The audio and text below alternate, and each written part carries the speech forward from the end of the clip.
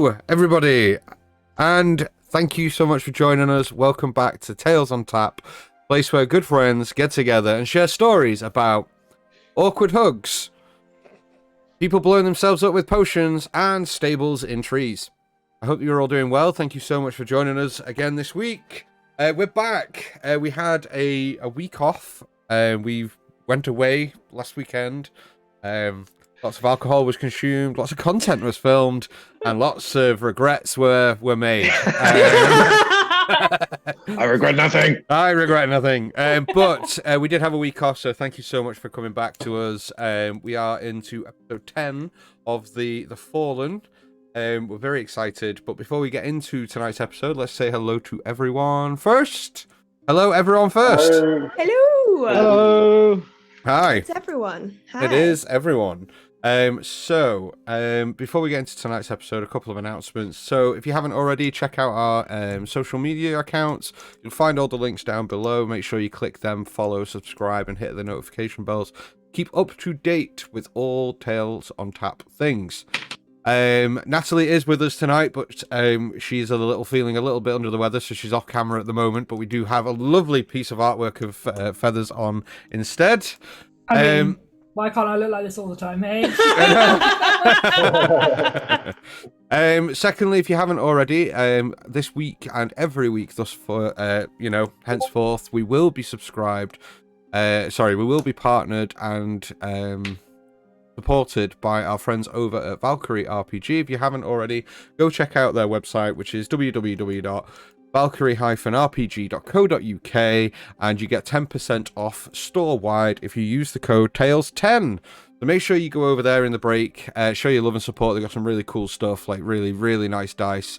And they've brought Terrain back, so for all you DMs at home, if you've got an in-person game, they've got loads of Terrain now, again, which is really cool. Loads of really cool t-shirts and stuff.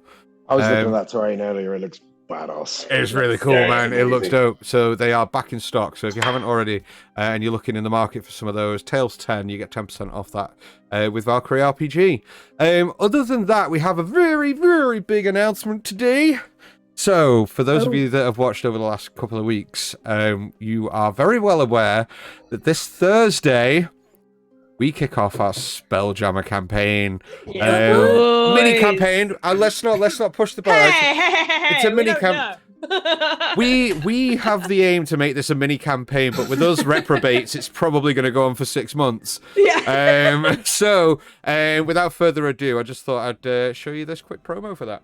Waterdeep is a bustling city located on the western coast of the continent of Faerun. Wait, why are you going up there? We're meant to be down... Error. Comlinks have been hacked. Please enter correct designation. Welcome to the vast uncharted expanse of the Astral Sea, where adventure awaits those brave or stupid enough to take to the skies. So, grab your gear, strap yourself in, and get ready for the adventure of a lifetime. The fate of the universe is in your hands, and the only way to save it is to soar into the unknown. Good luck out there. One more time. No. Time. There we go. If you haven't seen it already, we're going on Thursday. We're going to be live with our Spelljammer campaign, which is going to be hosted by none other than the other DM that apparently everyone prefers. Yeah. What can I say? What can I say? Sneak peek of some content that was filmed at the weekend that I'm really not happy about. Hannah's going to be running that game for us. I get to be a player again on Thursday. So if you haven't already, make sure that you subscribe to the channel, follow, hit the notification bell as well, so that when we go live on Thursday, you're going to be there with us. Also, if you haven't subscribed already, but you are an Amazon Prime subscription yourself, you do get a free Twitch subscription as part of that Amazon Prime account that you have. And if you're feeling generous, then there's a little purple button, like just down there, that says subscribe. Hit that, and then you'll be able to use your Amazon Prime free Twitch subscription to support us lovely people.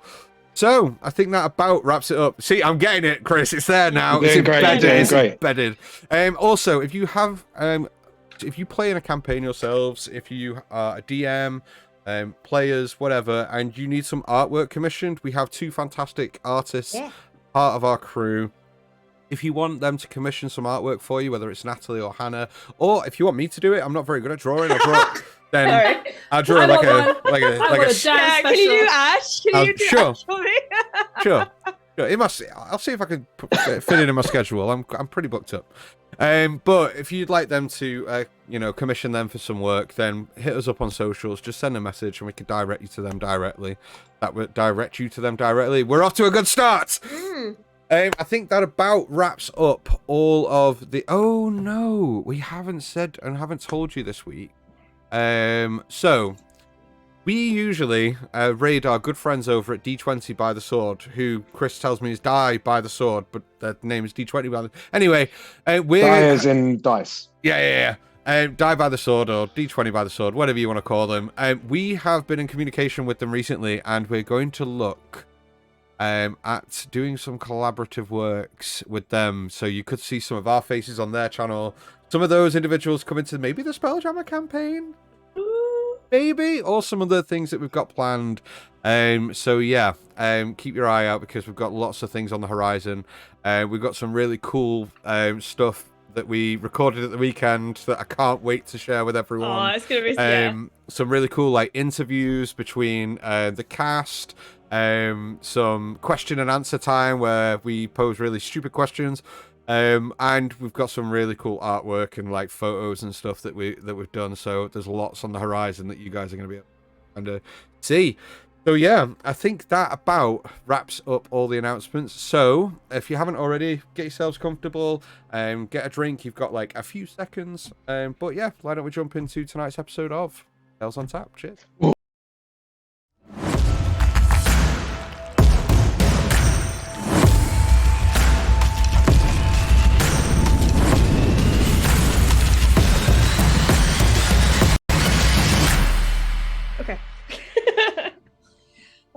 Me again, sober this time, somewhat.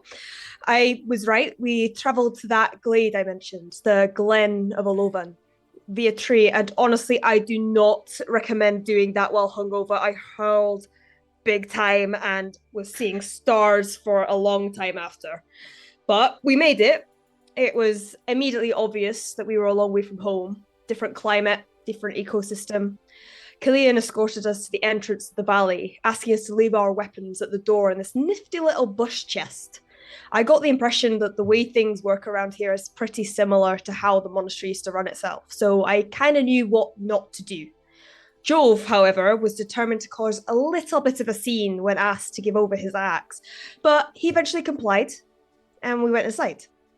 Let me tell you, this place is fucking amazing. Like, I enjoy city life, but these guys have fully created a place to live out of trees. This place they put us in overnight, a hollowed out tree turned into a 2-story building with, get this, a magic bath that consistently fills with hot water. I got a bit overexcited when Feather showed me and kind of pushed to the front of the queue, but listen, I felt like I stank, and there's only so long I can last being caked in mud before memories of times before come back. But it was weird though, because while I was in the bath, I was examining my arm a bit closer, and I could have sworn I heard lightning and thunder again when I brushed over the lightning bolt brand. I don't know, it was so brief and didn't happen again after that, so it might just have been the Parnas gold acting up in my system. While we were getting washed and eating a meal prepared by Jove, who is getting seriously good at this cooking thing, by the way, Killian went to go seek an audience for us with the leaders of Kirkator. Clovis caught up with Quinn, who is apparently settled in Greenest and a new manager of the Neverfell Inn. It makes me happy to see that they're still in touch. She's a strong and capable woman, but having Clovis there and her there for him, I think that's doing them both wonders. I couldn't stop myself in this time asking Azrael what it was he was doing here with us. He wanted to go north, and we've just been plonked as far north on the map as I've been in a long time. He said his wife wouldn't forgive him if he didn't stick around to help us. I tried to provide further reason for him to stay than that, about the cult potentially raising undead dragons, but we seem to have reached an understanding that he'll stay, for now. Clovis asked whether there was a sage or magic practitioner in the glen, and went off with Michael in search of her. I wonder if it's because his magic has been playing up a bit lately. I'm not sure. Azrael went to look at the stable up in the treetop. I knew immediately it was for the owls, but I thought it'd be really fucking funny just to let him go off and find that out for himself. Feathers went to go finally have her turn in the bath, and that left Jove across the table from me, not catching my eye. I asked if we were okay. He said he didn't know. We talked it through somewhat, and I explained to him that killing Lairdry isn't something I'm ever going to forget. It's something I'm always going to carry with me, but we've got to move forward, or else what is the point? He seemed to understand, and we had a chat about where we've come from and who we are as people. I wanted him to know that he has a safe space to be himself with me. I hope that got through to him. Eventually, Clovis, Michael, and Azrael returned, just as Killian brought his outfits to address the leaders in, saying that we'd been approved an audience, and before long we were making our way to the Great Tree. I'm not sure what was wrong with what I was wearing in the first place, though, but customs are weird. Lady Bula and Lord Sandrin met us looking regal as all hells. We greeted them appropriately and discussed the Blight that seems to be centered around Mithranor, an old dwarven town in the mountains, which Michael seemed to know something about. Azrael also seemed to know about the owls' irregular mating activities and how the Blight had pushed them away. I'm not even going to question how he knows that one. In essence, we agreed to help in exchange for their word that they would help us against the cult when the time came. It's good that we've got allies, although I can't say I trust them. My experience with folk like this can sometimes mean that they're too shut off and ignorant to the world, worried about their own survival rather than the survival of mankind as a whole. We've been asked to see the blacksmith and offer aid in helping find his brother, and to speak to Naya, the herbalist or sage, about gathering supplies she's short of to help treat the Blight. We set off a first light to Mithranor, another early start, great. Here's hoping that whatever comes our way, we can tackle it without any unnecessary murder this time. Very good. Woo! Where we pick up tonight, you guys are just coming out of the main the main trunk of the main tree within the glen of Alovan. What do you guys want to do?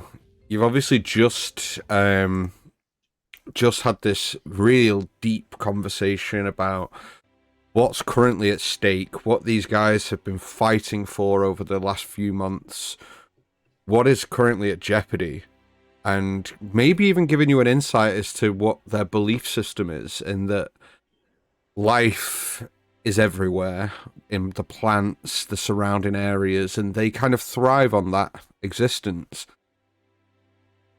The weather is still holding up. It seems warmer than it did this morning when you first arrived. The cloud that was overhead seems to have dispersed, the sun beating down. It is getting towards the afternoon, rather midday-ish. You spent most of the morning going to see Naya or going off to see the stables, Azrael. You guys are now all convened just outside the main trunk of this main meeting place, where you went in to meet Lord Sandrin and Lady Bula of the Kirikator. Killian is stood a couple of feet away from you and kind of turns to you and goes, "Well, that went well. Surprisingly so. I'm surprised that you kept your cool as well, Jove, and didn't say anything that I would have been disappointed in you in, but you did well. All of you. And thank you. By agreeing to help us, you've set in motion events that will hopefully mean the rescue of this great forest." Well, don't thank us just yet. We've got to see what we can do first. It might be beyond our control, but we will try. And if we are able to succeed, our alliance will mean the saving of much more than just this forest. Yeah, I was meaning to ask you. I've not been abreast of the situation in full, Although Sandrin did say that there were forces at work throughout the world that he'd been keeping an eye on ever since Tiri came to the Glen. He made us aware that his people are also keeping tracks of certain ne'er-do-wells throughout the land. How did you all get involved?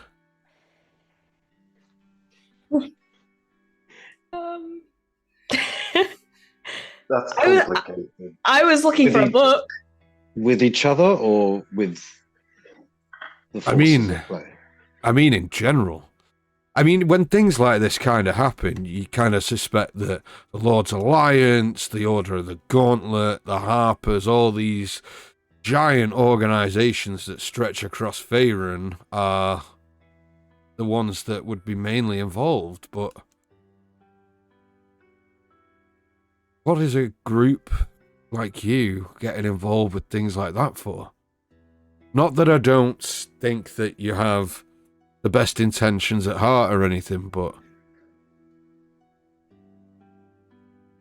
it's not something that typically adventurers like you get involved with. How did it all come about? Fate, maybe? That's the simplest way to put it.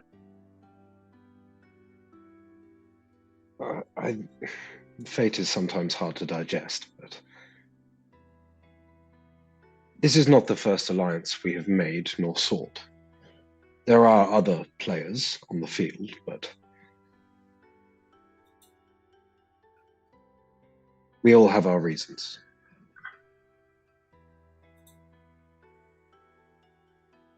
Well, again, thank you for doing what you can to aid us. I don't think it's best that we set out today. Probably best we wait till morning and set off at first light. Feel free to do what you will around the Glen.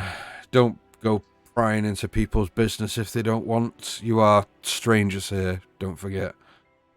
But you have the run of the Glen.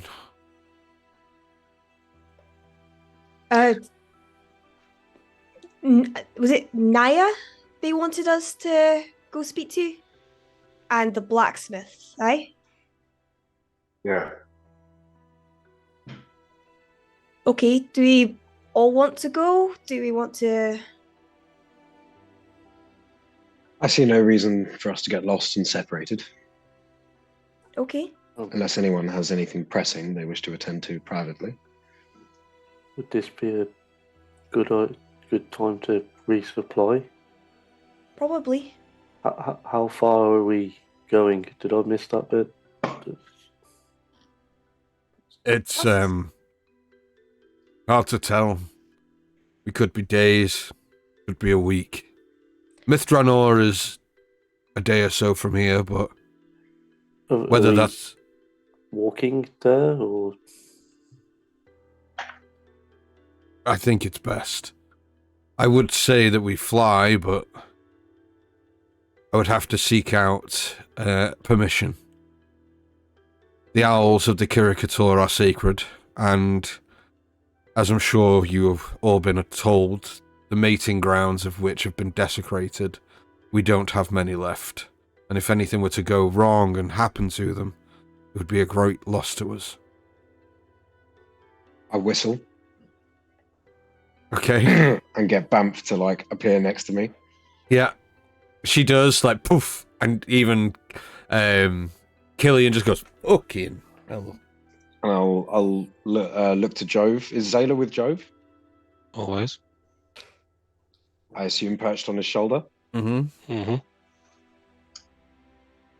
We are no strangers to the handling of incredible beasts. Be that as it may, I would still have to seek out permission. Also, have any of you flown before? It'd be really funny to see feathers on top of a bigger owl. But I may have some experience in flying. I mean, yeah, you can fly, but have any of you flown on the back of an owl before? I've never fallen unsuccessfully. Is it like riding a horse? No, it's very It's very much different. It's not that much different to riding a horse, be honest. Slightly different motion, I would imagine. But I'm sorry, I'm speaking out of turn. If it wouldn't be too much trouble. I'll see With what the I can greatest do. respect. See what you can do, but if not, we will go by foot. Very well. Just one thing. In that room, there was a horse with wings. Yeah. Is that a common thing around here? Statues of horses with wings? No, that's the only one we've got. And the horse with wings itself is... There is no horses with wings around here, no. It is something called a Pegasus. You may have heard of him before. Nope. Don't worry about it. I'll go and seek out the stable master and see what he says. You do well to resupply, reprovision yourselves. There are a couple of stores. You're already heading to the two most prominent, but there is a general store as well if you need just rations, bedrolls, things like that. I'll come and find you before the day's done. It all seems like everyone's having lots and lots of fun here, but is there a tavern or some gathering point somewhere where we might seek entertainment for the evening? We usually meet together in the Great Hall just behind us here. There is no taverns as such. We have a more simple way of life rather than... We don't have passers through. The only people that would ever frequent the tavern would be, well, the citizens of the Vale, and when we don't really have currency here, it would be a bit of a wasted business. What do you deal in, then? Mainly favors. That sounds dangerous. It is.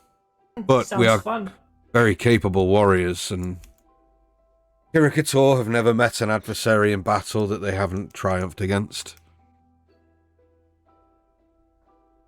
Apart from a forest that's killing itself. It's hard to fight against trees dying. It's not so much a battle, is it? Sorry, that seemed a little brash, but that was a stupid question. It's fair. I would be Speaking of happy. that, So go on. Speaking of stupid questions. Go on then, let's hear another. you said there were survivors from other parties that ventured out before. Yeah, that's right. Is there any chance we could perhaps speak to one of them, sort of get their experience?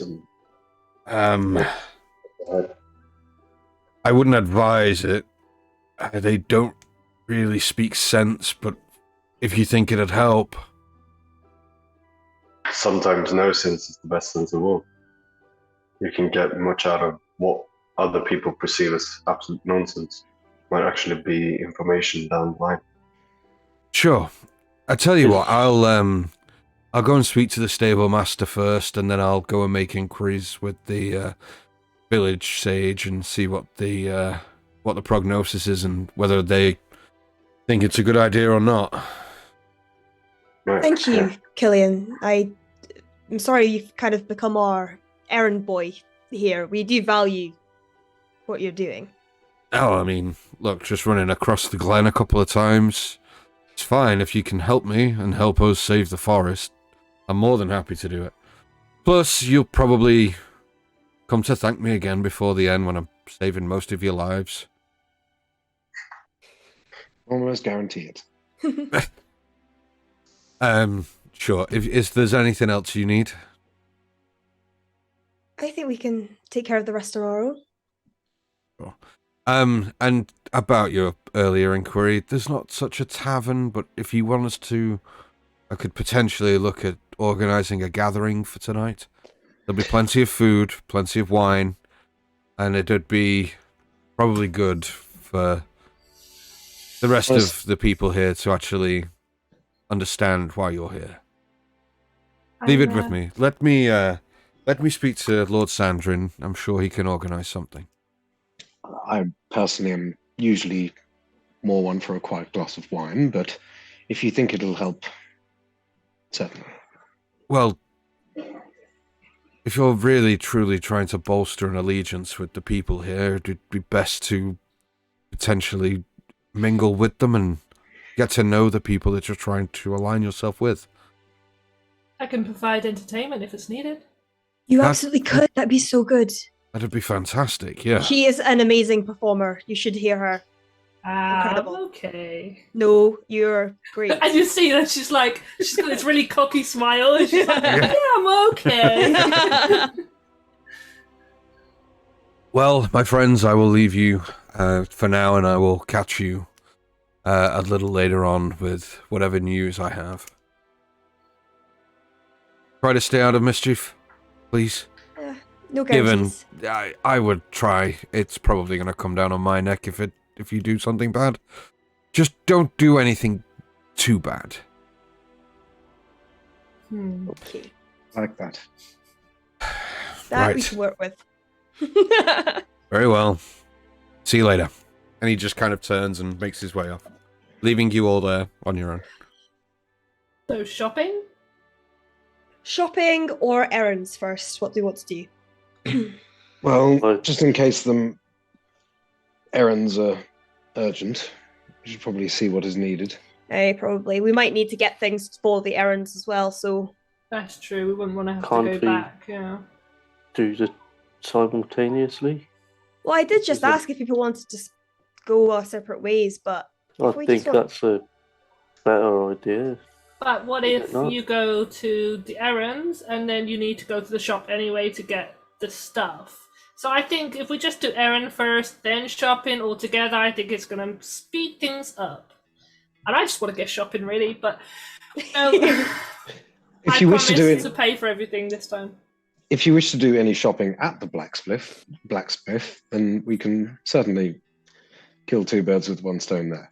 Hey now. Apologies. I'll try not to sensitive. I'll try not to let that happen again. I'm sorry. Force of habit. Okay, so Naya or blacksmith? Naya's just over the road there, and he points back over the bridge towards her tree. Oh. The one that's surrounded by mushrooms. Yes. Apparently they're harmless, but I wouldn't test it. I kind of shoot a look to Jove, like, mushrooms. Okay. All right. Just a small tip, hunker down before you walk in. Last time we went there was an explosion. Oh, is this where you went before? Yes. Okay. An interesting individual. I look forward to meeting them. We'll pop over there. We go to Naya's. So you all start making your way across the Glen of Alavan. Knock on the door. Set off. I just want to put my hand on Michael's shoulder. Just sort of pull him back from the group, maybe about 15 or so feet. Okay. You're right, buddy. I think I've noticed something. I want to ask you about it. Okay. Go on. And be honest. Always am. They seem to like you more than me, and I'm wondering how you did that. Oh. I like you more than him. I don't. I doubt that's true. I seriously doubt that's true. Jove has barely spoken to me, and Ash has threatened several times to punch me in the face. To be fair, it's kind of been the reverse for me. Joe's threatened to punch me in the face a couple of times, but that's, you know. I mean, I don't know what to tell you. I think it's mainly a thing of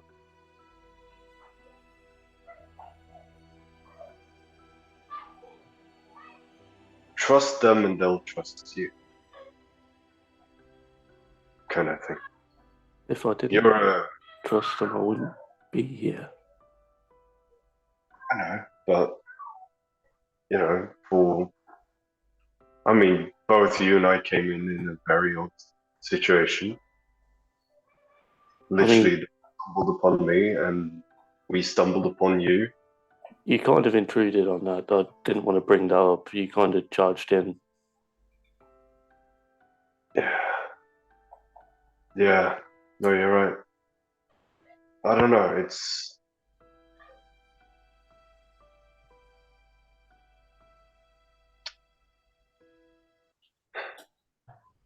No, you seem like the person to ask. As you say, you were here at the same time, and they seem to have taken to you a lot more than me. So I just wanted some advice.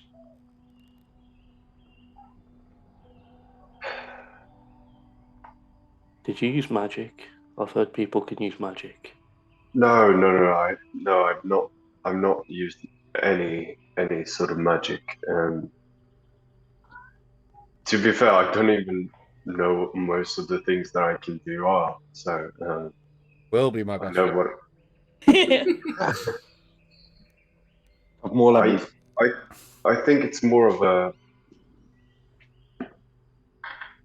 letting them in. Probably what I would say. You're a guy who likes to know things. You like to know about people. Let them know about you.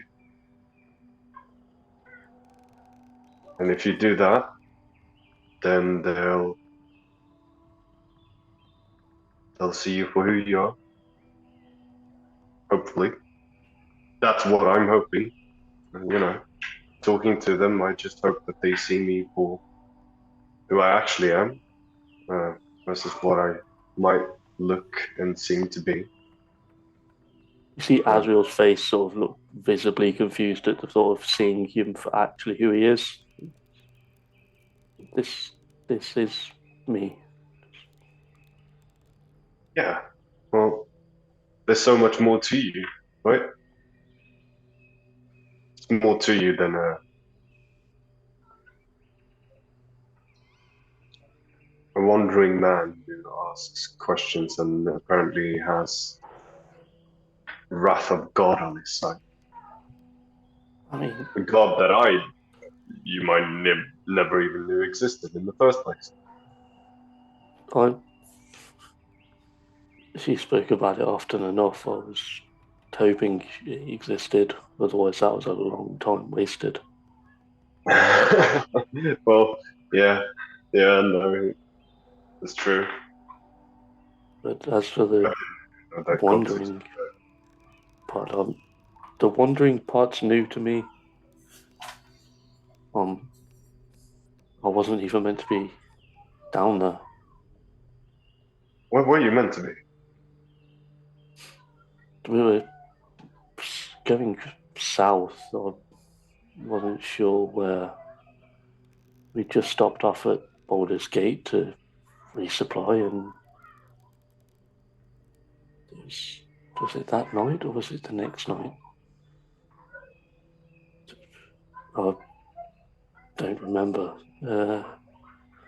Memory's not my strong suit.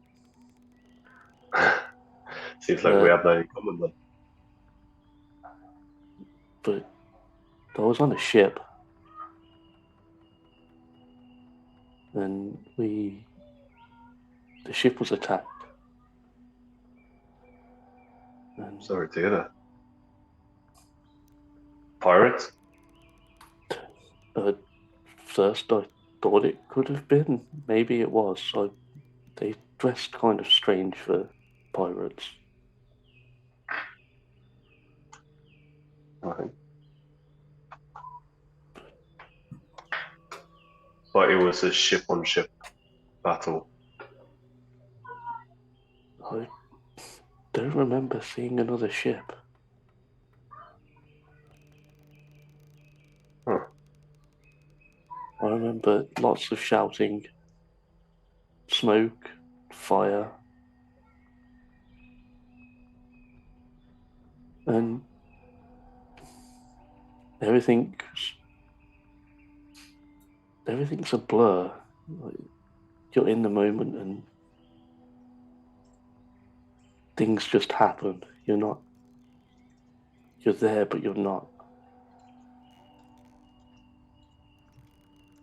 I get what you mean. I've been in situations like that as well. Kind of feels like it's not your own. I remember being hit and falling overboard, and next thing I was washing up on shore.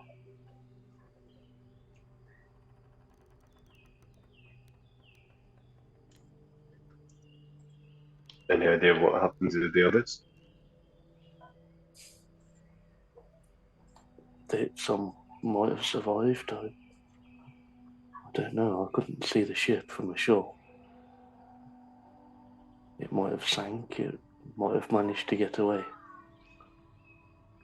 I'm sorry.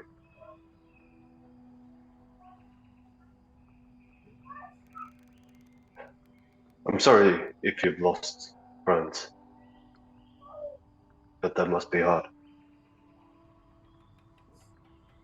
And then to end up with a ragtag kind of group like ourselves. Not entirely different from the crew. I mean, Dante used to say I was the little brother he never asked for.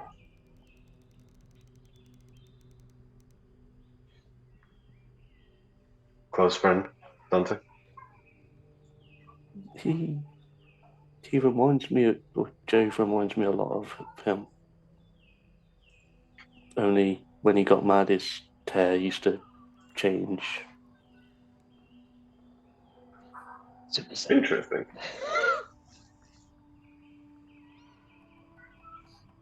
Oh, maybe tell Joe about that. His hair should change when he gets angry. No, maybe tell him about your friend. Maybe tell him how similar they are.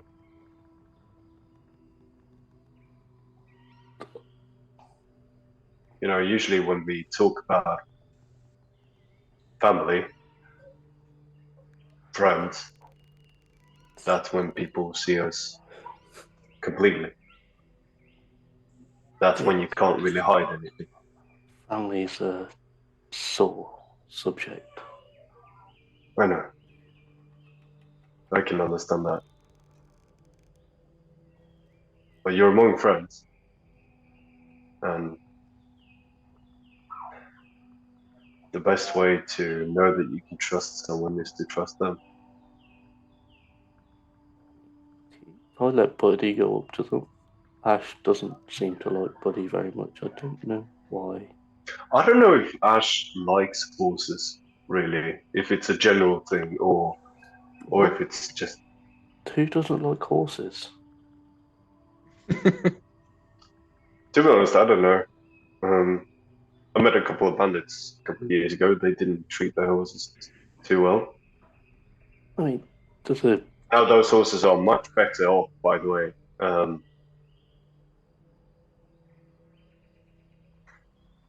As you guys continue this conversation towards Naya's huts, the rest of you, it doesn't take too long, only a couple of minutes as this conversation's ongoing.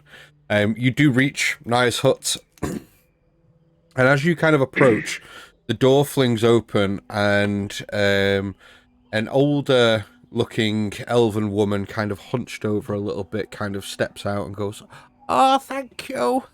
Thank you. Now you've done me a great service by giving me something that I can use to sleep." I put my hand up to stop Joe walking forwards and like, don't even think about it. Now, you take care of yourself, you lovely, lovely girl. And she kind of like just turns and, "Oh, good day." And just kind of like walks past you, and Naya goes, "Don't you worry about it. Listen, like I said, only 2 drops before nightfall. Just 2. If you take any more, you'll probably never wake up." And you can tell that her voice kind of just drops as she goes, "Never. You're back. I'll have 3 drops of whatever you gave her." I wouldn't recommend it. You'd be shitting for weeks." Not the outcome I was hoping for. Never mind. It definitely will come out. So, what can I do for you? Are these your friends? Aren't they a bonny lot? Hi. Hello. This is Lovely the one. to meet you. This is the one we spoke about. Oh, you're the one with the proclivity for herbology. Relatively new practice, but I'm working on it. Oh, wonderful, wonderful. Well, let me tell you, if you're trying to find things around, then you've come to the right place. Oh, Forests. apparently we could also help you. Hey, that would be wonderful. Come in, all of you. Maybe not. Yeah, sure, all of you. Let's see if you'll fit. As she just kind of turns and skittles. So, for the rest of you, as you kind of like this elven girl, she's a woman, but she's very young looking. You know, kind of like mid-20s, features. You know, beautiful skin, no pot marks, no age lines, nothing. Really young looking lady. Long, dirty blonde hair, kind of like shawled down one shoulder. She has a staff in her hand that's just this. It's just a branch, like a large, entwined, like spiraling branch that she kind of holds as she kind of like steps through the doorway. Wearing a shoulderless garb. This beautiful kind of like silken dress shirt that kind of like comes down her legs and stuff. So, I believe that you're setting out into the forest. I was going to Mr. Orr to see if we can help you all out. Wonderful. So, something that I was going to ask, actually. Considering you are learning, do you know of the plant Cantella asiatica? No, I can't say I do. It might be in this book somewhere, and I will take out the herbology book. Oh, a lovely tome. Do you mind? It's mine, but you can look at it. I don't steal, only hearts. And she kind of takes the book off you and like flicks open a couple of pages. No, Ethelas, that's not what we're looking for. Flicking through. Now I am surprised that this is in here, and she kind of turns the book and pushes it back in front of you, and it looks like a beautiful, like it genuinely looks like just green bushel with little white flowers throughout it. Okay.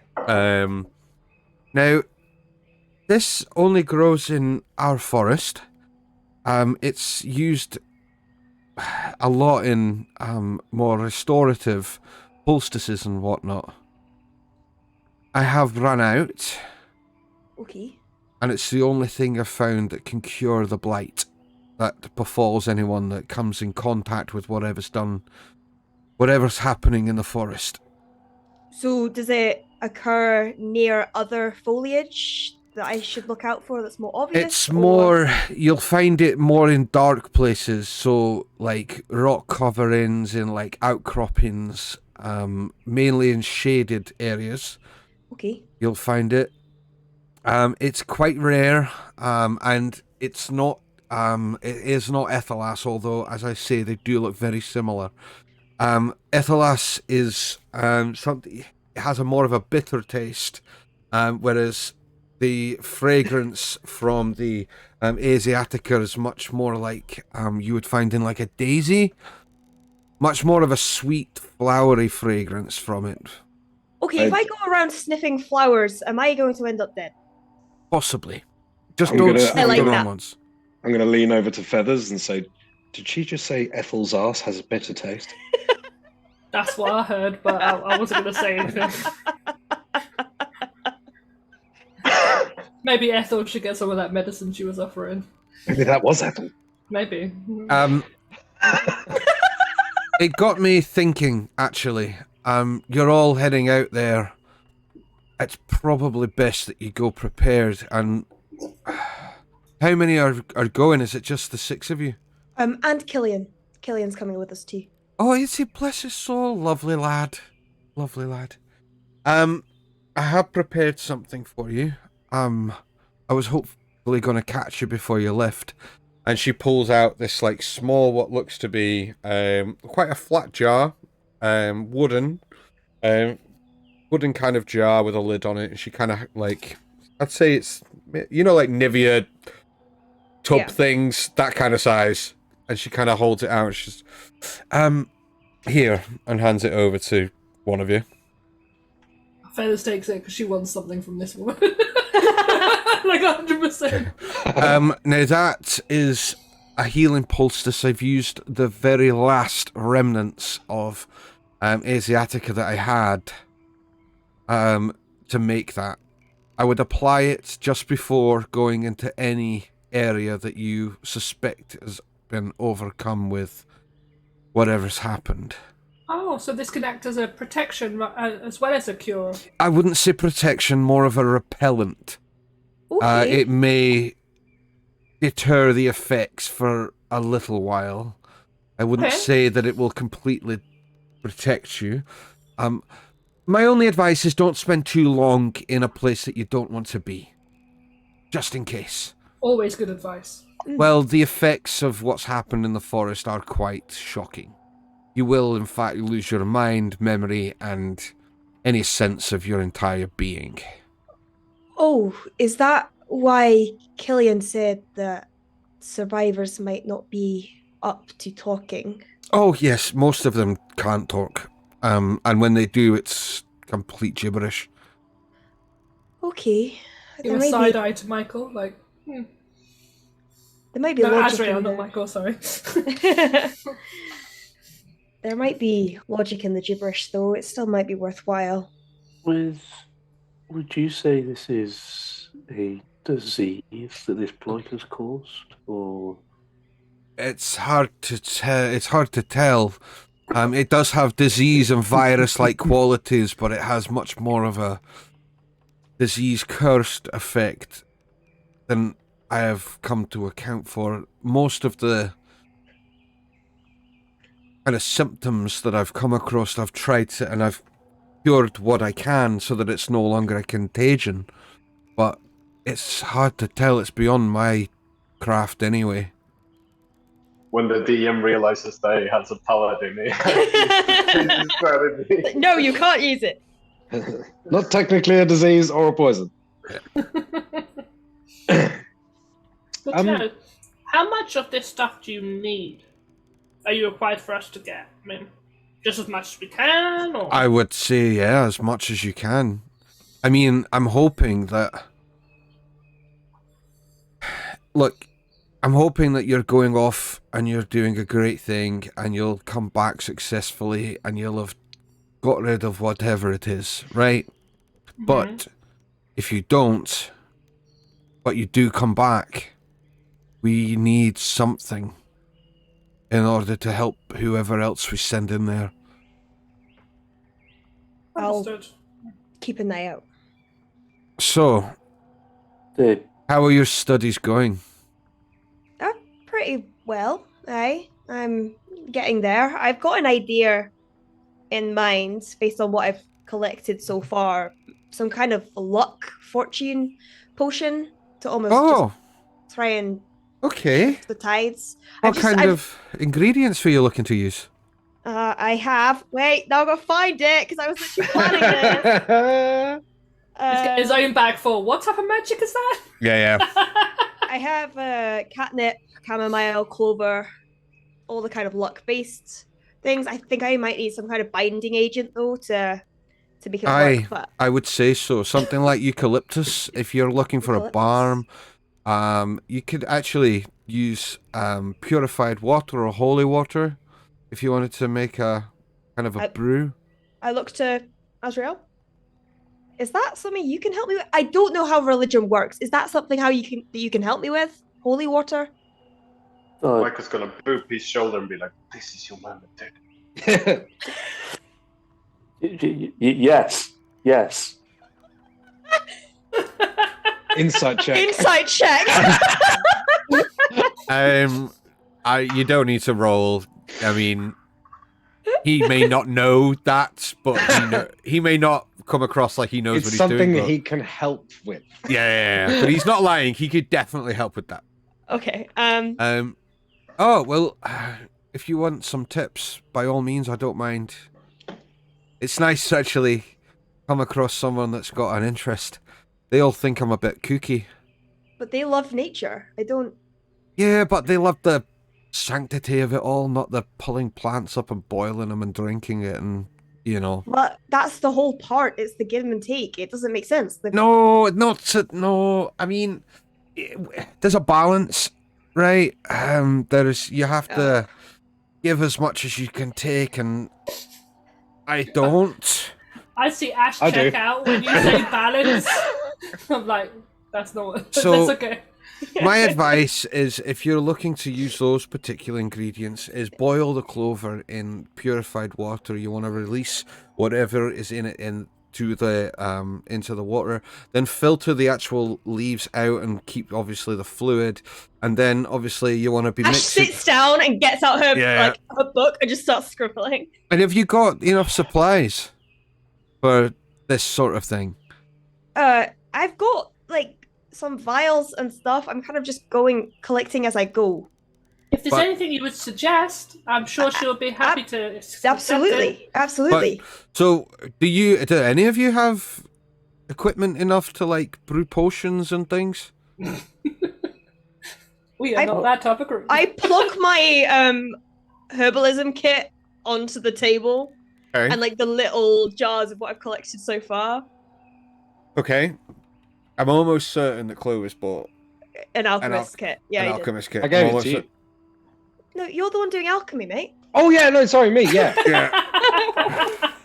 Oh right, okay. Now this is very, very good. You've got most of the needed equipment, but you know that when you're brewing things, it needs to tend to be over a certain length of time, and it can't be moved, or you have to be in one place for a certain amount of time before you can do anything. That doesn't seem quite right for me. Look, how about I trade you? Oh, we're listening. I don't really get out much, and when I do, I usually don't do my brewing out. I thought I did, and my mum gave me this beautiful field kit that it's kind of magical, actually. It has its own little let me get it, one sec. And she kind of runs out into her bedroom and starts rummaging around and comes back with a small box, and a box with a strap on one side to the other, and kind of plonks it down and opens it, and inside there is vials and little things, and she's like, right, so what you can do is you can start your brewing process and then pop your poultices and your brews and everything in here, and once the door's shut, travel around, and it basically holds it in place and holds the complete thing in place that you can then, it will brew on the move. That is fascinating. Would that work for not so stable things? I don't know what you've got planned. I know you bought yourself that, but it's funny actually, but I'll get onto that when I hear what exactly you want in return. Aye, that is that. You'll do me a favour if you bring me back the Asiatica and you leave your kit here. Then how about we add one small additional detail? A mutually beneficial one. I'm listening. I have in my possession, I'm not sure if it's alchemical or some other type of thing. Fucking Rockstar. I I'll pull knew out- this would come up eventually. Go I'll on. pull out the fucking charge of the bountiful brew that I've been holding on to for fucking probably like a year now. You absolute Rockstar. With one charge left, and I'll say, actually, the reason I bought this in the first place was to try and discern the nature of this particular brew. But I fear the expertise is beyond me. However, if you can replicate it, I'm sure it'll widen your repertoire of healing items that you can create and thus allow you to ply your trade even better. And if you are then able to impart that knowledge onto me, I can also replicate this product. And it is quite effective. There are people among us whose lives it has saved. Okay. It's harder to do it, to kind of disseminate the ingredients, but it'll take some time.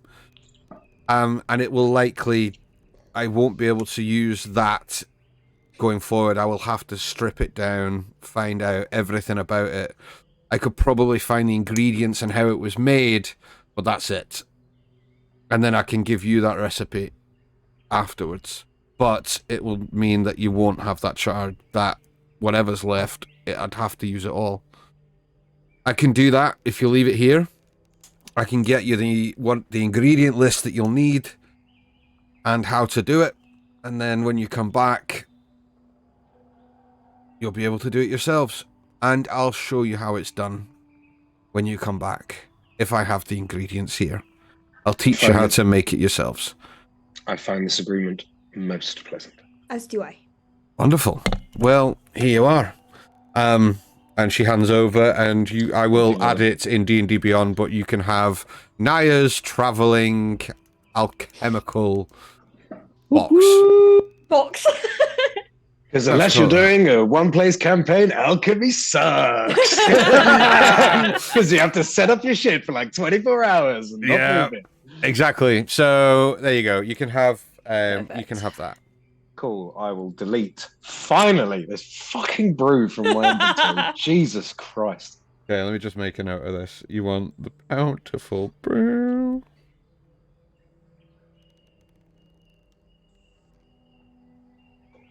There has been like life or death situations that I've not used that in just because I wanted to. I know. Sorry, guys, but right. Well, okay. So if you can, like I say, if you can bring me back that plant, and obviously bring yourselves back, and when you do, I will have this all deconstructed and worked out for you. Marvelous. Sounds great. Is there anything else you need?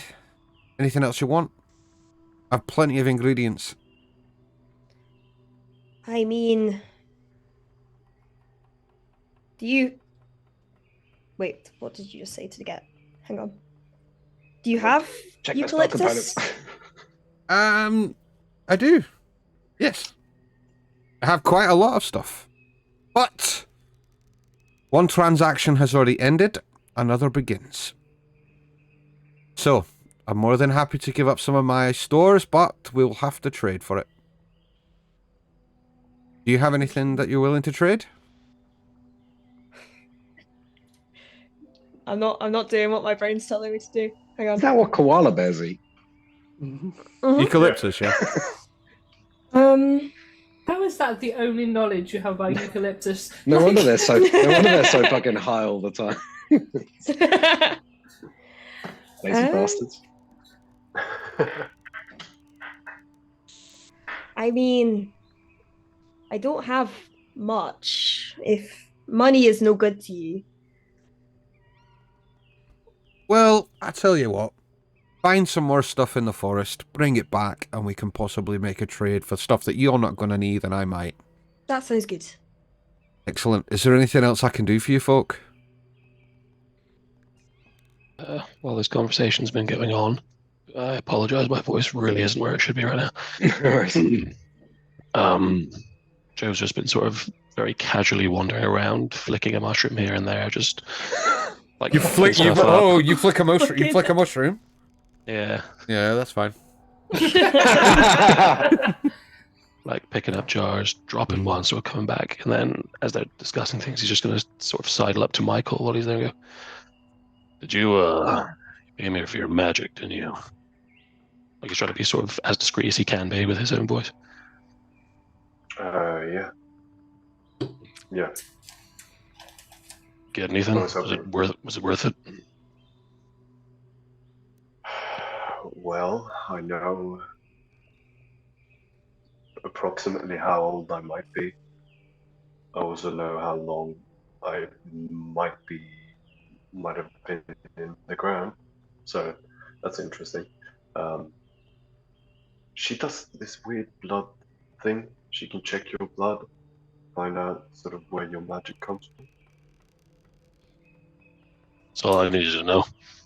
Hey, mushroom lady. The name's Naya, dear. Naya, cool. You check the blood of my friends here. Can you do me? I have magic, and I don't know what it's about. As soon as he says, do that. As soon as he says, check the blood of your friends, Clovis kind of goes to Michael, like, really, dude? You check their blood? Michael's just gonna go, I have no idea how the fuck you managed to think that she checked both of us, but... So, blacksmith, shall we? Yeah, sounds good. Wait, you checked the blood? No, she checked my blood. I just checked, more to see, like, he said that he had magical ancestry, and I was just double checking. Are we just skipping over Jove asking Naya to do him? Okay, right. If you want me to check, I can. We are skipping over that, but we're not skipping over the Jove thing. Yeah, take my bleeding hand. This is the good one. He sort of pushes the hand that he usually cuts through with his axe to get the thing that's a big, sort of pale line through the center of his palm where he's just cut it so many times. She flips out a dagger, grabs your wrist, and pricks the end of your finger, and squeezes a bit of blood into a little vial that she takes off her belt. Walks to the other side of the room. Do I need more? I'm used to this. No. You're okay.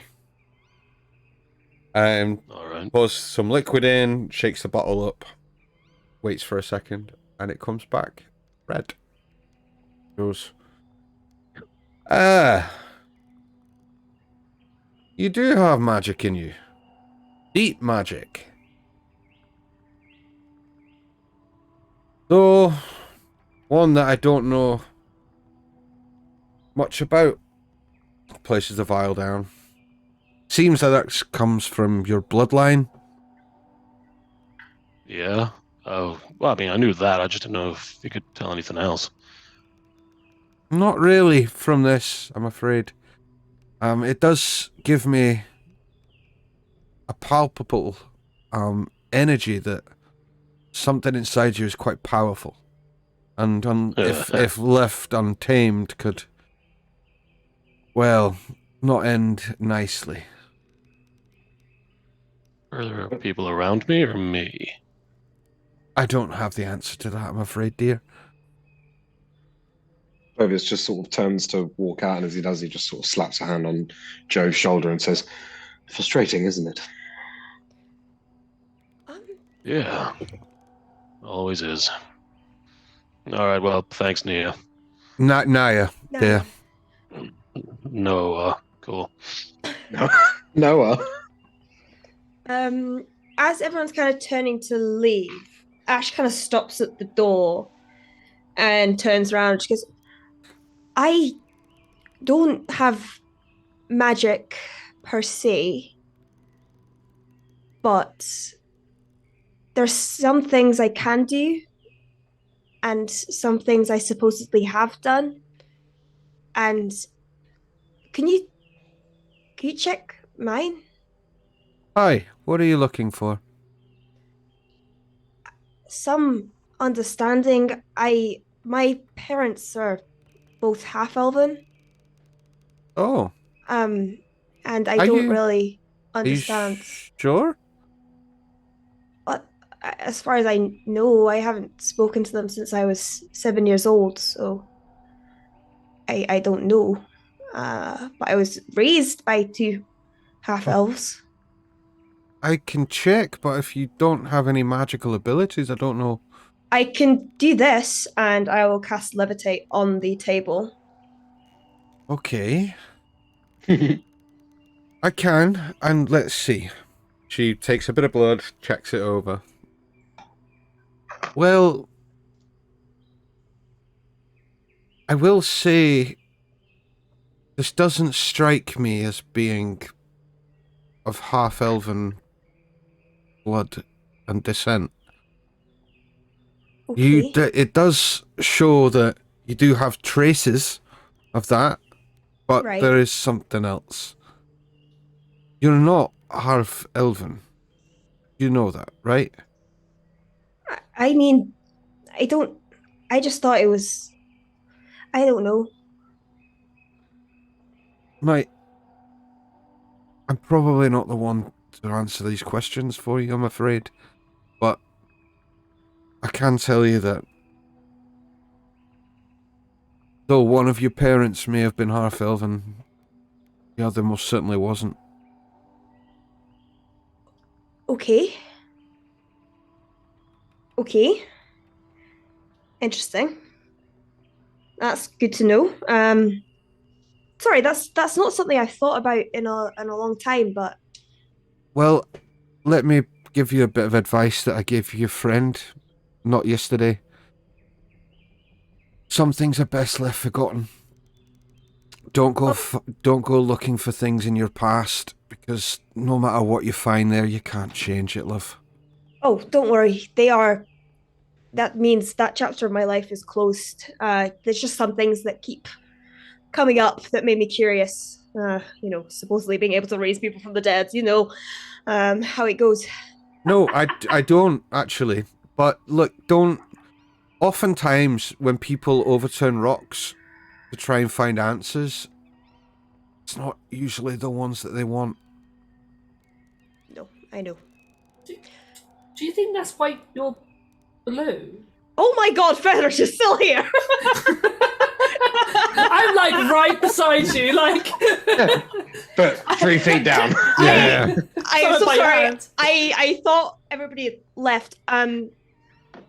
I can. I'm sorry. I can leave. No.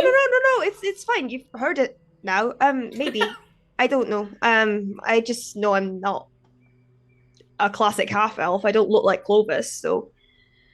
That's all right, dear. Now that your big friend has gone, can I ask you both a favor? Eh?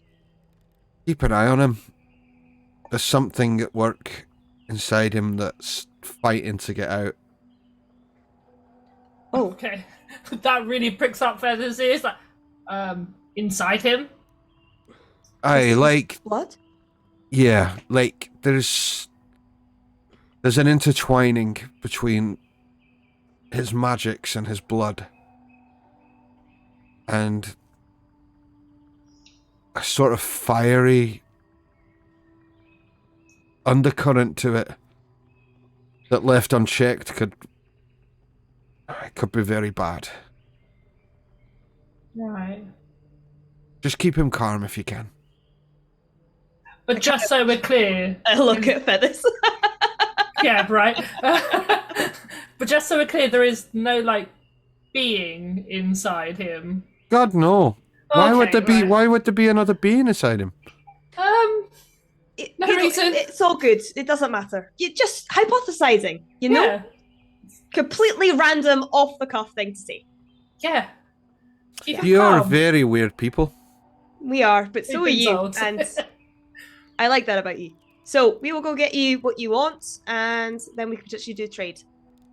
Very good. All right. Shall we go? Yep.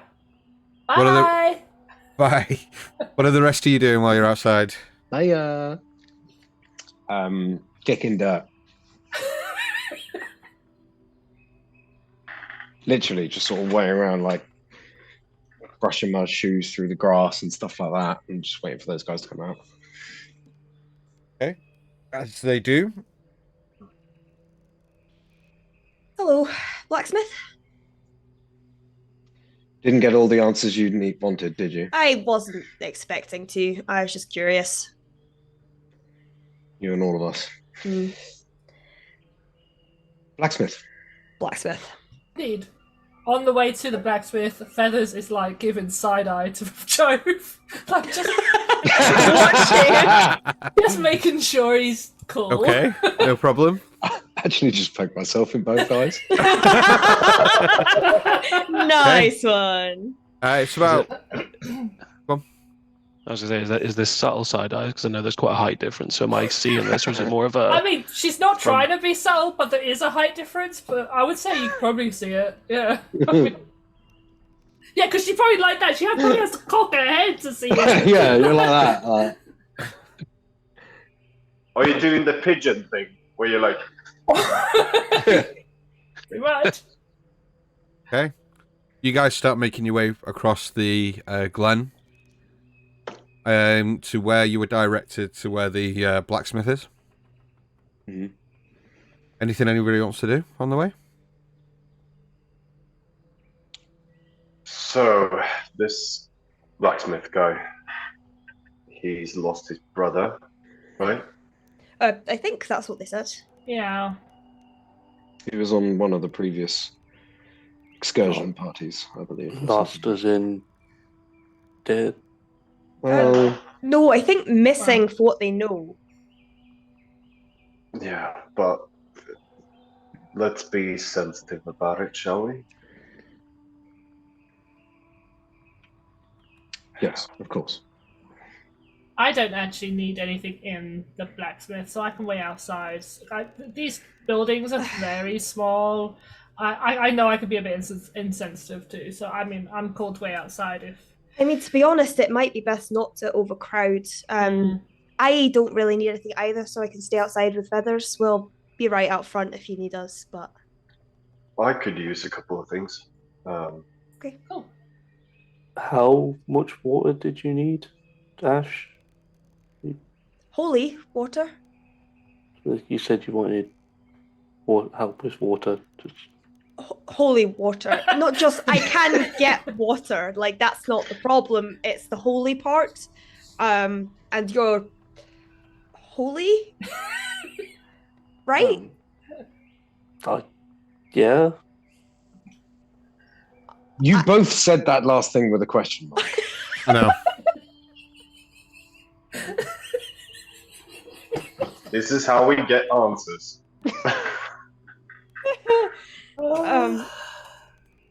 I only probably have the ingredients right now for 1 or 2 batches, so like 2 vials full, like maybe 1 for now to test. Of holy water, not regular water. Water that has been made holy. Holy. Like, I presume blessed by something? I mean... I don't know how it works. Or purified. I don't know how to do that, though. Clovis, do you know how to purify water? I would not go anywhere near it. I think you use sand to purify water, but I don't know if that's the same technique for holy. Purify, yes. Sanctify, no, I don't. Yeah, I think that's different. Unless you worship some kind of sand god. There's a sand god? Do they exist? That'd be really funny. I don't know. I assume so, to be honest. I assume temples of sandcastles. There seems to be gods for every bloody thing nowadays. To be fair, I didn't even know there was a dragon god until I met you guys, so I'm out of my depth. So as you guys reach the entrance of the blacksmith, having this conversation, you see that it's an open space. It is within the base of a tree, but you see that the tree has this kind of like natural crack and opening in it where the roots of the tree kind of like form Is it a this... stunning one? Sorry? No. Is it absolutely stunning? It's not. Is it absolutely stunning? Oh. However, the roots that kind of have this crack in it kind of form this natural canopy over this work area. You see that within the opening there is a large forge, kind of out of the canopy, kind of in the middle of this space with no like canopy over it. There's some there's like dunking areas full of water, lots of benches. You see that there are numerous amounts of things like armor and weaponry, all upon weapons racks and armor racks towards the back of this area. And there is a black long-haired elven gentleman hammering away at a sword. Looking really pissed off. I'm gonna like sort of like run my finger down the sort of tips of some swords and like fine craftsmanship, I think. Make me an investigation check. Oh no, I don't have any dice! Really, dude? Turned up to play D&D without any dice. Unbelievable. We're Investigation. 15 minutes in as well. 2! Oh, Yeah, boy. they look like swords. Hammer dice. They definitely look like swords. That tracks.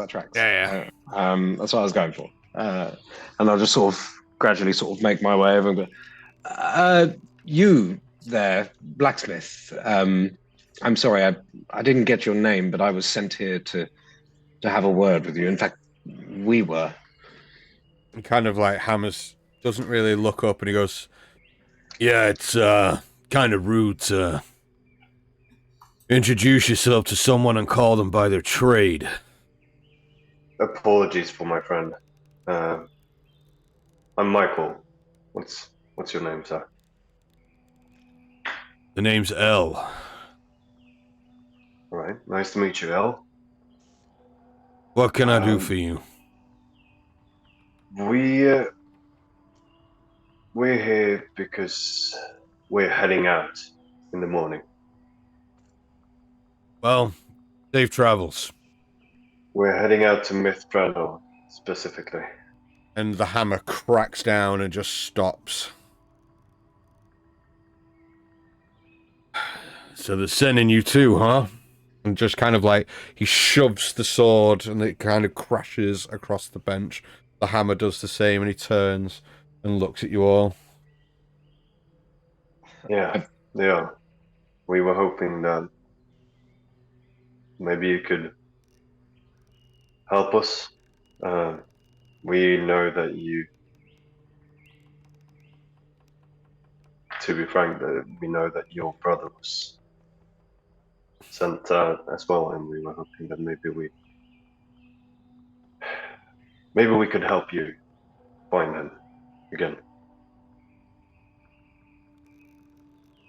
Well, wouldn't that be nice? Look, he's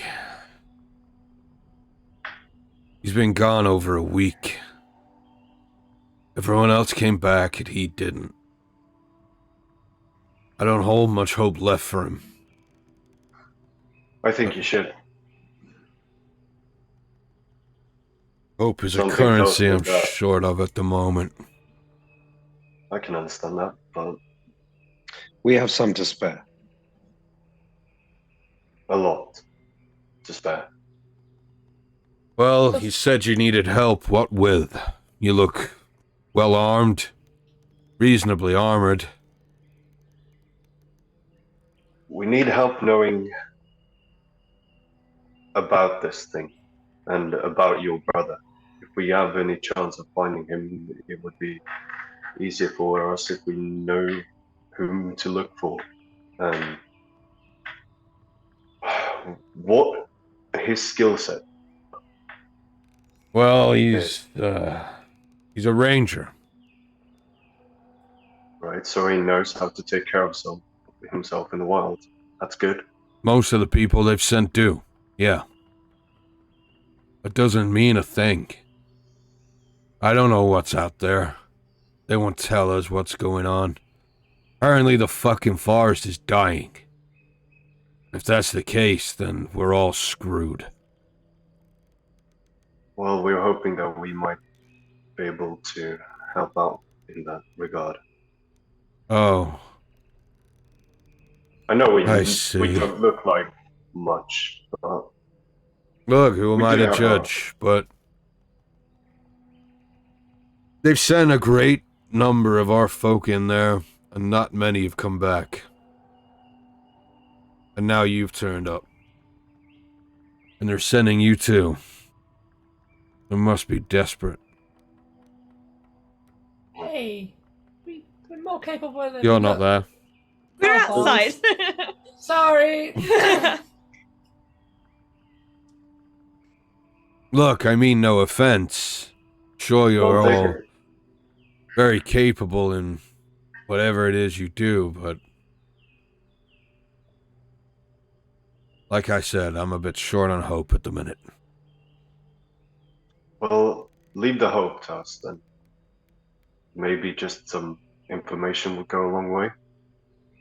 I'm going to turn around to walk outside. And as I do, and I get sort of shoulder to shoulder with Jove, it's like, I'll just say, this is not my sort of thing, but it seems like this chap might be more receptive to a little bit of blunt truth. And if anyone's going to find anyone out here, it's going to be you. Find out what you need to know, and let's not bother him for long. And I'll walk out. And then when I get out to Ash and Feathers, I'll just kind of walk out sheepishly and be like, not my flavoured terrain. No, not my scene. And I'll just kind of lean up against the wall next to him. Okay. Well, you want information? What? What do you think I can help you with? I haven't been out there. You're heading to Tell us about your Mithranor. brother. The fucking fool. Good heart, but always looking to do the right thing. But he's smart, you know, he knows what he's doing, which is why it hurts. He was capable. Capable warrior. He'd go out there for days on his own. He always comes back. Now he's gone. And there's nothing I can do. Has anyone gone looking for him before us? No. He was part of the last group that went out. They came back 3 or 4 days ago. He still hasn't returned. I've begged Lord Sandrin to send out owls to go look, but he won't risk any more of his people. I said I'd go. And I was going to, and I was told I couldn't. I wasn't allowed. Too valuable.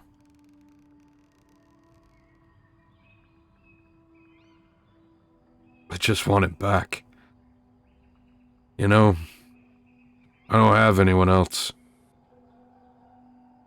Mother and father are long gone.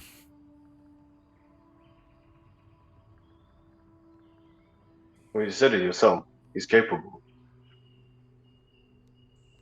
He's smart. He's got a good heart. Yeah, but I told you he's a fucking fool. So am I. Look, I know you're probably trying to do the right thing. A word of advice. Help while you can.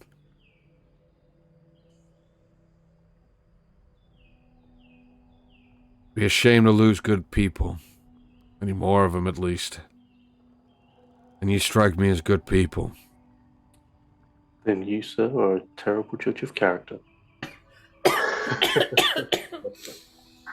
That may be so. Dave, you're muted. Aye. There we go. Look, dude, we're going out into the forest. We're going to this place. We're going to find out what's there. Either entrust us to try and find your brother for you, the last bit of family you got left, and, you don't have to hope, you don't have to want it, but hell, there's no harm in looking. Or you can sit here and you can hit your swords and you can be unhappy about it. Now, if I had no options left and I had nothing left to do, and then options came walking through my door, I'd take them. So... Oh, I'm not for 1 second saying don't find him. I'm not for 1 second saying don't look. Well, sounds like it. Don't look. And sounds don't like you've given up all hope. Wouldn't you? And I'm No. sorry, but you expect me to be, what, happy? Content? My fucking brother's missing and I'm supposed to just, what, swallow it? Yeah, until you find a body, or he comes back, you keep going. You're right. I am a terrible judge of character. Look, I don't know you, and you don't know me. You don't Don't have to know me. presume to think that you do. I have I don't hope. know nothing. I hope that he comes back, I do. But I've got very little hope that that is the case. You're going. Well, By the gods, I hope you find him. And I hope you bring him back. I do. But I ain't gonna be happy until he does. So who are we looking for then? What's this guy look like? What's the name he goes by? Name's Viz. Weapons, armor. And he's Viz. my twin. Yeah, I'm L, he's Viz. I hate you. I don't. I hate you. I literally. Oh wait, there it is. Chris, you requested that like weeks ago, and I've been waiting to do it, and I was like, I'm not calling anyone Elvis, but I'll split the name. L and Viz. Holy shit. He's my twin. Want to know what he looks like? He looks like me. But better. He's not as good looking, obviously. Well, they never are. Yeah, so he's my identical twin. Looks exactly like me. Alright. Shouldn't be hard to find, but I mean, I don't know what's out there. He might not ever come back. And you said he's a ranger. That's right, yeah. Do you know has he ever spoken to you about how he gets back? If he leaves markers around in the forest? Anything like that? No, I don't. He doesn't ask me about my work. I don't ask him about his. Right. Do you know anyone that would know or that has ventured out with him? I mean, sure, you can ask any of the rangers. Most of them go ranging together. Laura's good. She spent a lot of time with him. Trolla, is that? Laura. Laura. Okay. Isn't that the one that's at the caravan?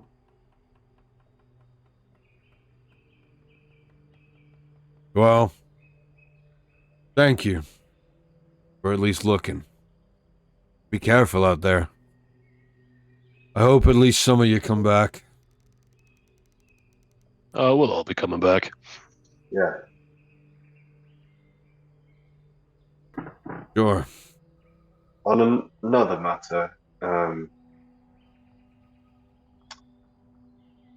do you make just weaponry or do you make armaments, shields? Yeah, all of it. Armor, weapons, shields. This might be a big ask, but if we're going out trying to fight off whatever this thing is and then finding your brother in the process, any way you could maybe lend me a shield?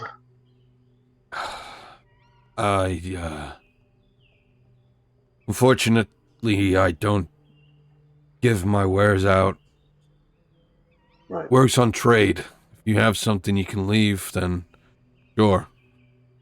But I mean, I have a hand axe and a couple of daggers, but that's about it.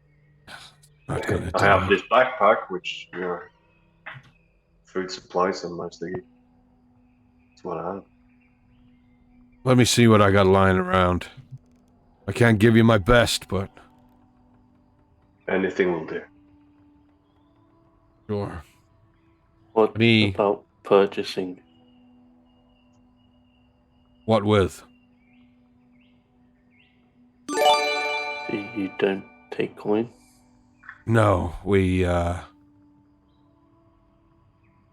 don't take coin. We have no use for it. We don't trade with any of the outside world.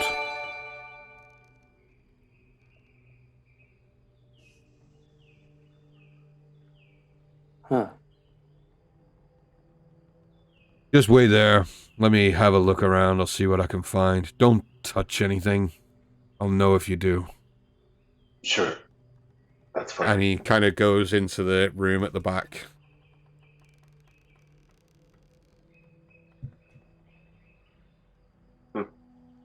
Seems like tough love was the way to go. Nice work, Chuck. I mean, I didn't really do anything. It's just a guy. I don't really know why people think I can talk to people very well. But if he's like me, a bit of a prick, a bit short, then I can get through to him all right. A moment or two later, Elle comes back out, carrying a rather battered shield. Look, you can take this. I doubt it'll last very long. I haven't had chance to work on it yet. It'll only give you a very, very minor protection from whatever's coming at you, but it might be worth something in the end. Most likely. Thank you. It's much appreciated. You're welcome. There was this one other thing also. You're about to ask me for more stuff. I'm going to tell you to fuck off politely. No, not asking for more stuff, and you don't need to tell me politely either to fuck off. Most people don't. See, I'm also tasked with finding a crystal. Oh yeah? It's a blue crystal, apparently found in the center of Mithrano. Yeah, maybe. I haven't heard about things like that for a long time. Any idea what it is? I spoke to Naya about it, but she said that it was blue. It was deeply embedded into Mithrano. I know it's an old dwarven mine, but I don't know much else about it. It's not. It used to be a sort of, like it was a huge, like, place of dwarven worship. Like, it was, I mean, it's been there for thousands of years. And through the years, it kind of changed from one thing to another, and then, yeah, they started to mine underneath it. Tunneling, burying, and burrowing as they do. Legend has it that they awoke something in the deep. Something that should have been left well alone.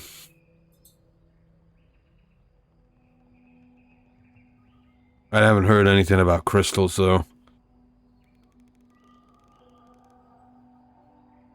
What do you mean they woke something up? Is it like a thing, person? Like a thing. I don't know. It's a tale that I was told when I was a child that they went and, in their greed and their want for more, they dug further and further down, and when they got far enough, they awoke something that was more than asleep beneath the crust of the earth.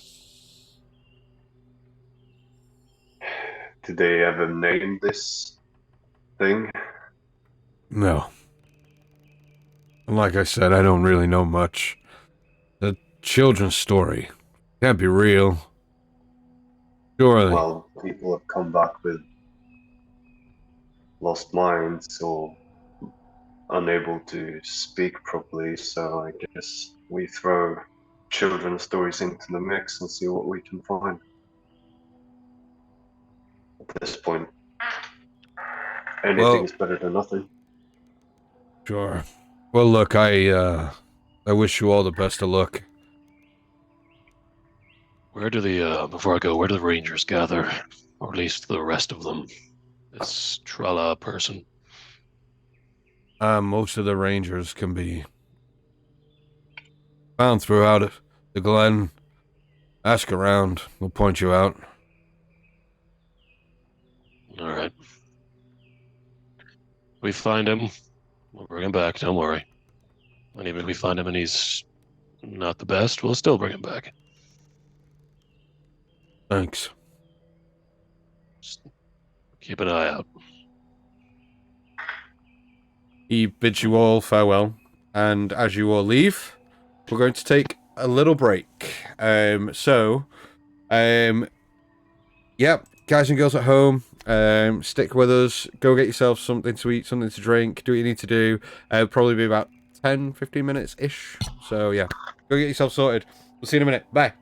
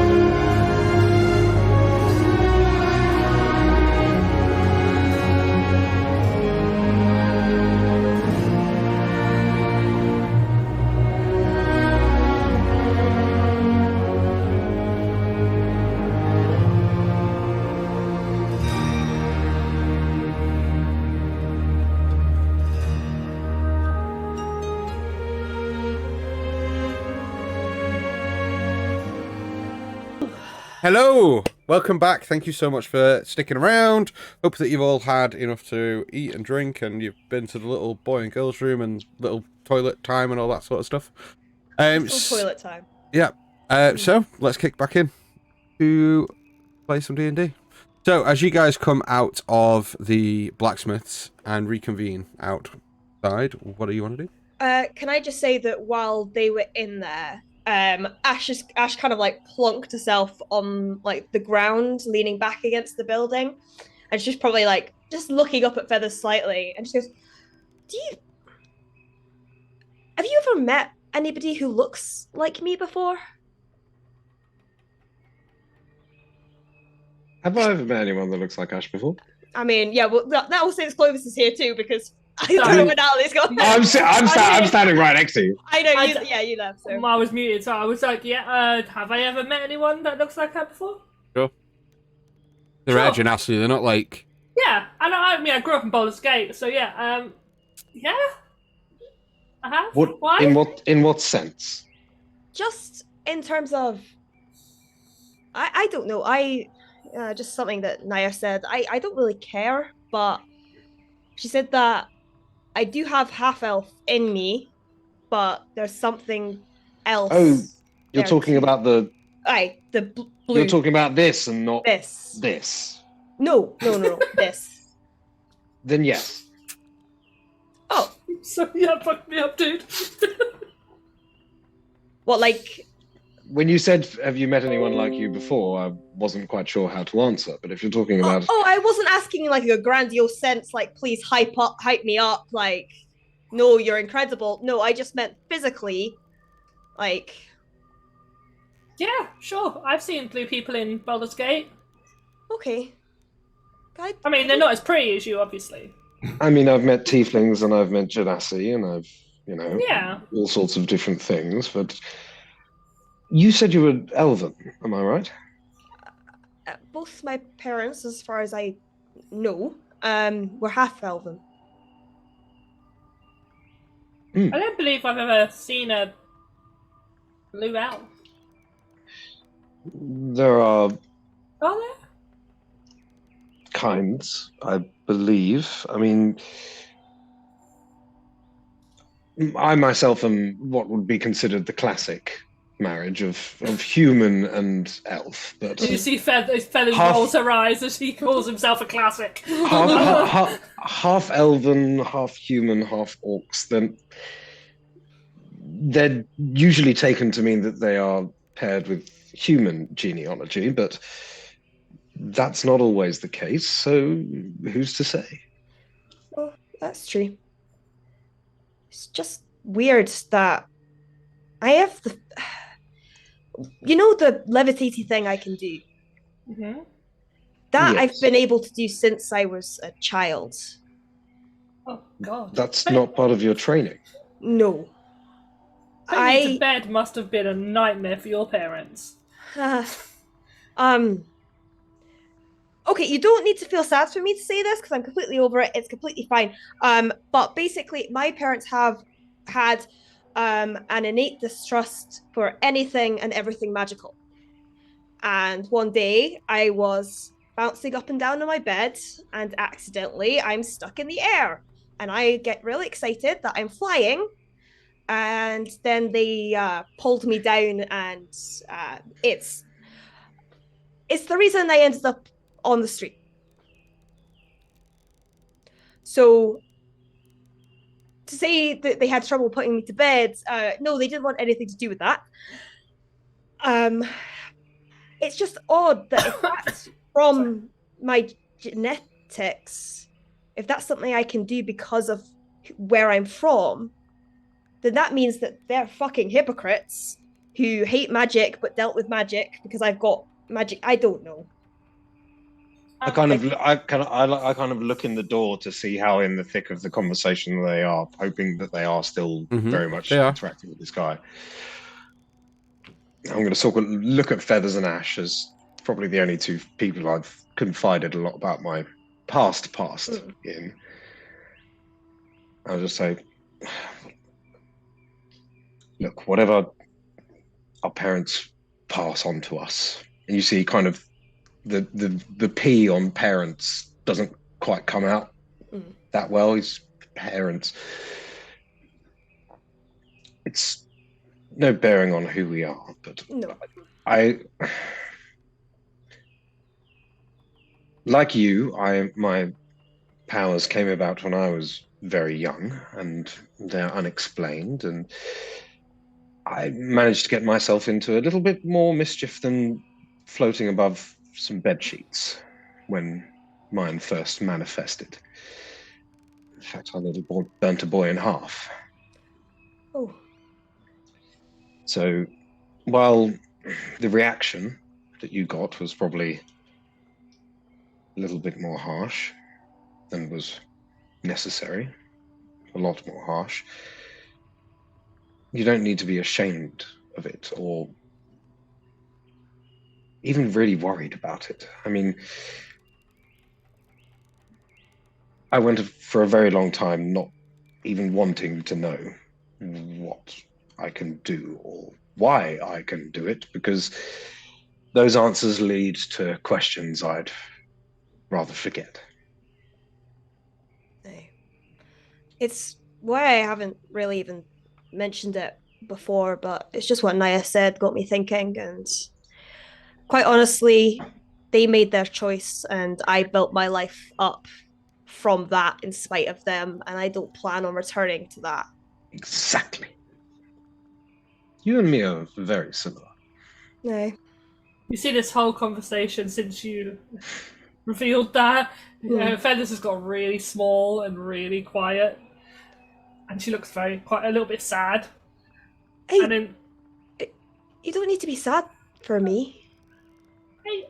I didn't know, and I felt bad bringing it up. No.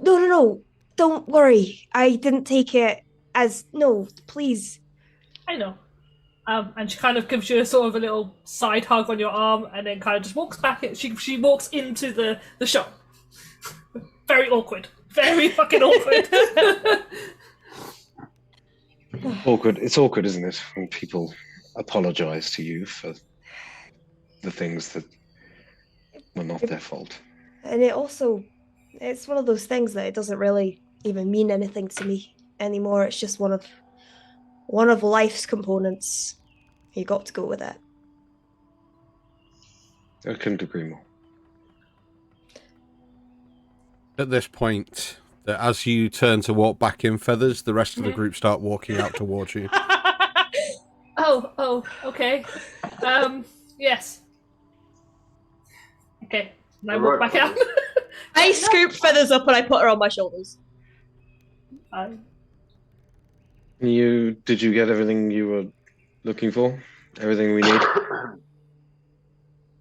I hope so. We got at least some more information. Apparently his brother is his twin brother, so we know exactly what he looks like. Okay, that's helpful. Oh. His name is also L, and his brother's name is Vis. I feel like they should start a band. It'd be a terrible name. Doesn't roll off the tongue at all. Not very well at all, no. Jove, that thing you do where you can find people, can you find someone that looks like that person but that isn't that person? I was about to say, it might be useful for us to know how that all works, just in case we're the only ones around to gather such information in the future. It's not people I find, it's stuff. So it's really more like when I send out the dogs to look for things, it's really more weapons or things I've seen that I can really sort of picture on, and then it goes and finds them. That's a different thing. So wait, you can send out dogs? Oh, you should see it. It's very, very cool. How many animals do you guys have? I count. I go around and I count Bamf. I count Zayla. I count Michael. Feathers. As you point at Zayla, I kind of hover over Jove and then no. go past him. Enough for now. So Zayla's not an animal. She's my friend. Oh, I wasn't counting Zayla, darling. Oh yeah, me. That's fine. So so is he L or Vis in there? So L's in there. Viz is L. out in. Okay. If L could tell you, like, I don't know, an item he has on him, would that work, or do you need to be able to see the item? If I've seen it, it works better. If it's described to me, I can get a general fix on things, but it's not going to be as specific because unless I know like a specific mark, a kind of wood or metal, the way it's shaped, it's. Well, L is the town's, or if you can call this a town's blacksmith. We can assume he would have made some of the armaments and weapons that Vis would be using. Alternatively, No. did Viz belong to some kind of guild, some kind of thing with some kind of uniform or something like that? That's what I was about to get to. There's someone here called Tralara. Tralara, the She's person who's currently with the caravan, keeping an eye on Fifi. Oh, shit. I don't know who any of those people are, but yeah, she knows Phalanx. who. Oh, that asshole, yeah. No, she knows. Right. She knows more about him than Elle does. He doesn't seem to get too involved in his brother's work. So if I'm going to ask anyone, it should be her. Well, But we know he's a ranger, so there are other rangers around. Certainly, we can find someone. okay. Hold on. Didn't she take a stone? We had ways of contacting her. No, she didn't take the stone. How? No, Phalanx has a way of contacting me. I cannot contact him. So maybe you. Oh no, you can't. No. The next time he's in touch, perhaps it might be good to Yeah. pass on a message. I don't know how that would work. I mean, look, if not her, then just some of the rangers from this place. Maybe some of the ones that came back, maybe some of the ones who are heading out. They might know him, might know more. If nothing else, he's dead and just lying somewhere. We can at least find where he is. Can we move away from the front of this man's shop? Because he might be able to hear us, so presuming his brother is no longer with us, that might be a little bit insensitive. And the banging of metal is making me miss Seb. And Clover's kind of like shalumps and starts to trot away. Okay. You guys all start moving away. Oh, go on. We also found out a little bit more about Mythdraenor. Oh? It's not The mine? Yeah, well, that's the thing. It wasn't a mine to begin with.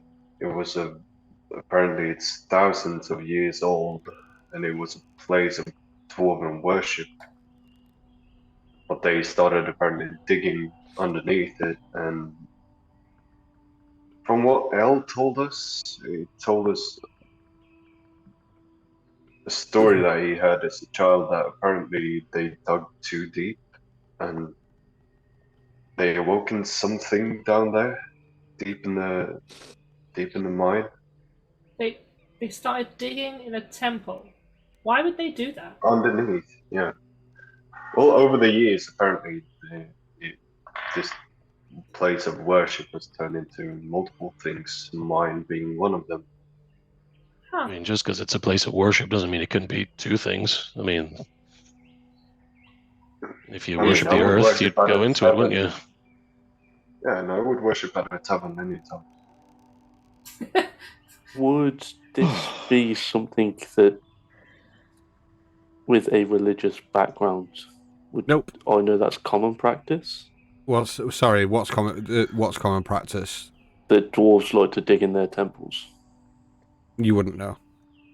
Okay. Honestly, sometimes I wonder how I went from new, glistening cities full of marks ripe for the picking to ancient temples of holy rites. Oh, you stepped into a tree and you got here. Or you're in a library and you stepped into a portal. We have to stop stepping in shit. Well, more figuratively as well as actually. Don't be mean. And I stroke the back of Bamp's ear. She doesn't mean to. You're just not watching where you're going. Yeah, I can fly above it. Fly above it. Well, if it's not too much trouble for you, I'm very bored of chasing down leads and hearing people moan. I think I'd like to take in some of the sights of this place before we have to go to bed and leave in the morning. So I'd also quite like to have a look around, if that'd be okay. I'm cool. Yeah, go ahead. Well, I'll meet back at our quarters in a while. See you in a while. Okay.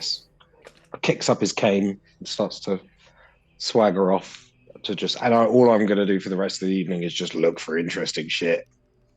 Okay. Look for interesting shit. Cool. I like that. No problem. What's everyone else doing? I am looking for Terry.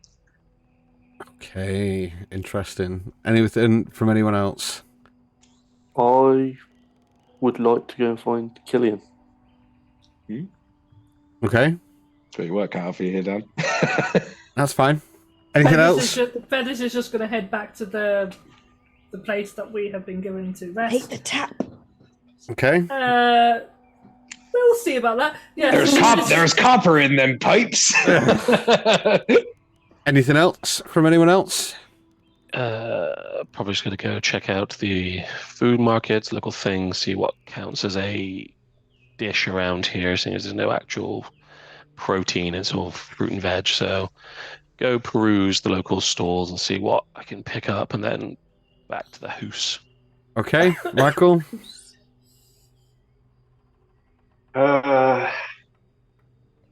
Michael's just gonna follow along with Azrael, I think.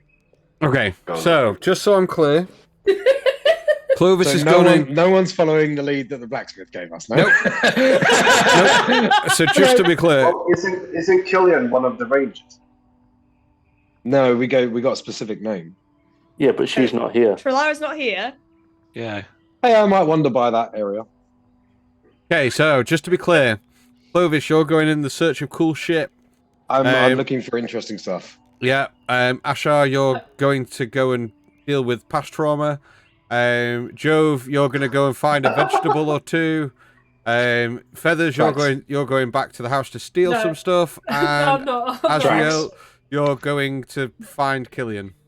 Yep. I don't even want to know why. So let's start with. Can I change what I'm doing just for the sheer fact that I don't want to. I want to limit the amount of people that are going different routes. I will go with Clovis.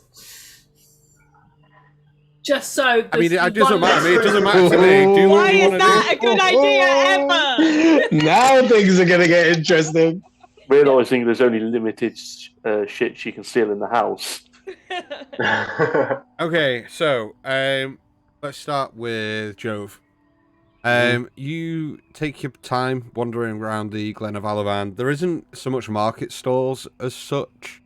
You do sooner or later come across someone who's cooking. You ask them about, do people sell fruit, veg? Is there anywhere I can buy food from and stuff? And they basically just tell you that there's nowhere to buy food. Nobody buys anything in this place. It's more, if you need it, they'll provide it. But you only ever really take what you need, not just take for the sake of taking. Nobody takes the piss in that respect. Do you know what I mean? But she does point you off towards the food stores. The food stores are ran by an elven gentleman, older in his years, asks you what you're looking for and what you want, and he provides you enough for a single meal. Okay. So gives you some fruit, some vegetables, some salad bits, enough to cook a meal, a single meal. Dope. Okay. Cool. Yep. So. Michael and Azrael, I'm going to come to you. You spend a little while looking for Killian. It does take a while to search for him, but you do eventually come across him. He is currently stalking. He is currently where the stables are, talking to the gentleman that you came across earlier, Azrael. What do you want to do? As we approach, I'll just turn to Michael. Did they put horses up there? Just They put horses up there. yeah, Or was that a question? No, I went there earlier. They've got a pulley with rope and they lift them up. So they've made a lift for horses. How? Make a perception check, Michael.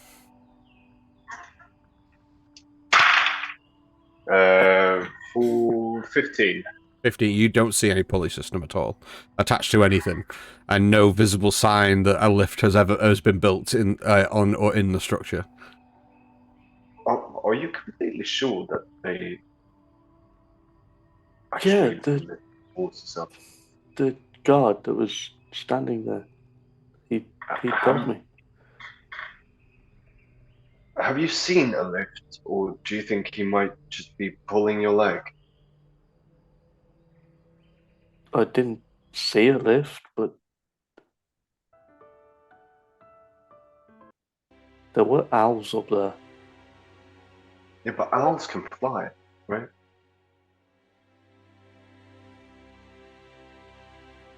Although I guess, I mean, how would the people get up if there's no lift? There's a staircase inside. Ah, that makes more sense. As you are approaching, Killian turns and goes, "Ah, there you are. I'm sorry, it's bad news. Unfortunately, they're not going to be able to provide owls for our venture out. So we're walking. That's okay. Yeah, we are. And I think it's probably best anyway. We don't want to jeopardize these regal beasts." That's absolutely fine. I have someone who's going to be very happy with that news. So, what's up? You're a ranger? No, not anymore. Not so much a ranger. No, I am a member of the ranging parties, though. Did you know the blacksmith's brother? Oh, yeah, rotten. We were news. talking to Elle before. Oh yeah. Sorry if he came across like a stubborn old goat. He's not been. No, it's fine. Something tells me that he hasn't been the same since brother left. Yeah. We were wondering because Elle didn't really know much about his brother's crafts, being a ranger. We were just thinking that if we're gonna find him, it would be quite helpful to know if he has, any way of. If he uses a specific way to navigate through his surroundings, like different marks that he puts up on trees or something like that. We don't really need to. We've been patrolling these forests since we were kids. And how did it's you? just How memory. Did you do that school? Memory. You just go out a little bit further and further each time, get used to the tracks, and you just learn. It's If you're honest, how likely is it that he's dead? It's a really insensitive question. I'd rather wish that he wouldn't be. And I don't put percentages on people's lives. He's a dear friend. What's the likelihood that you're going to go out there and die? Probably much more likely than someone that lived here, patrolled here, and spent most of their life in this forest. But again, that would be insensitive of me to say, wouldn't it? Do you think he would go up if a situation came across like this where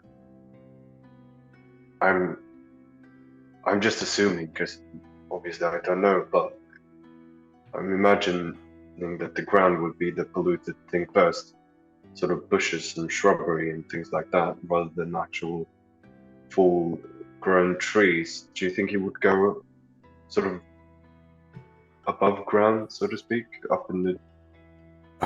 It's possible. It's possible he could have gone underground. There's no telling. We hone our skill over many, many, many years. We learn to find natural sources of water and food. If he's out there and can't get back, there's no real cause for that I can see. Al also said that he's good-hearted and a fucking fool, to be quoting. He is. He is. We call them rainbow chasers. Rainbow chasers? Okay. Please do explain. Well, you've seen rainbows before, you know what they are, right? Yeah. Well, the closer you get to one, the more it disappears. So, rainbow chasers are someone that looks for something that's never really there. Right. Do you think... Because Elle said that he was the only one not to come back. But is that actually true? He's the only one that didn't come... someone who might be looking for? I don't know. We've sent many raiding parties. Many people haven't come back. Viz is just the last one that didn't return. Right. You know, if he had any relationship? I don't know. No, I don't know. It's not something that we kind of talk about. He's a friend, but we tend to try and keep our business to ourselves. Yeah. No, I'm just trying to find a reason why he would be... Any other logical reason as to why he wouldn't have come back. If he's a good-hearted and capable warrior, and he's smart, and he's been in the wilderness for most of his life, something tells me that he might be looking for someone else.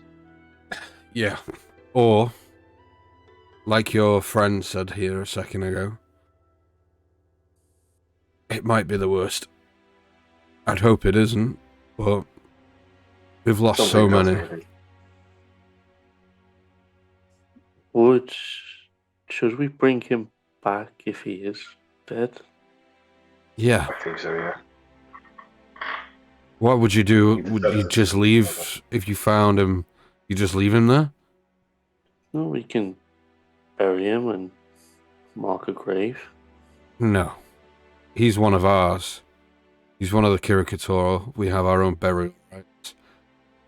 It wouldn't be right for people that didn't know him to put him in the ground.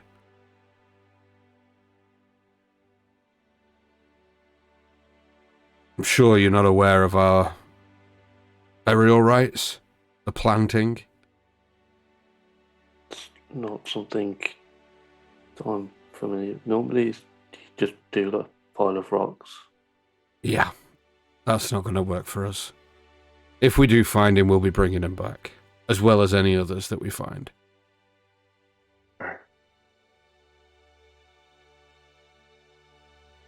We have a bag for just such a task. Sorry. Not there. I did speak to Sandrin earlier. He's going to put a bit of a feast on for us tonight. Well, that's much appreciated. I think Clovis will be happy, as will the rest. I've got a few more things that I need to attend. Is there anything else that I can be of assistance with? Just one minor thing. Do you have any sugar? What for? Just a minor thing. Someone's going to be very upset with me. I don't know if we have sugar. I don't have any on me. You could possibly ask around. Okay. We don't really... Let's go for a sugar hunt. We don't really tend to eat things like that. It'll be very hard to come by. What about apple? You have apples here, right? Yeah, plenty Plants? of them. Yeah. Okay. Azure just Thank starts you, Kelly. wandering off, looking for sugar or apples. You're welcome. I don't know. Strange group of friends, but Yeah, I'm really hopefully looking that's forward what to our you trip want. together. No, you're not. No, I'm not. And I walk off. Okay. Clovis and feathers. Oh God. So the first thing I want to get out is the first thing I pictured when Feathers said that she was coming with me is, you know, that bit in Howl's Moving Castle when Sophie is going to visit the king and then the dog sort of like starts walking up beside her and then she kind of like looks down at it and looks up at her. That's exactly how I'm picturing this. That's exactly what happened. Yeah. So we're wondering. Okay. Show us what you got. Looking for interesting shit because that's what we do. Okay. It's hard to kind of. Do you want to just reveal all the secrets of Alovan? Whatever don't whatever you think Feathers and Clovis would be most interested in. In passing. But I do want to have a conversation with Feathers as well. Yeah. I mean, you walk past the brazier, that's full of magical fire. Mm-hmm. In terms of like interesting things, there is a beautiful well. That's quite interesting. I'll pop over to that. Yeah. Beautiful clear water. And almost you can't see the bottom. It kind of like looks like it goes on forever. I'll sort of pick out a copper from my pocket and put it on the end of my thumb to flick in, and then go, that's probably not really their kind of thing around here. I don't know. I've heard of some really interesting wells that can do some really, really cool shit if you put some money in it. And she's just like looking down at the water. Yeah, I mean the water's pristine.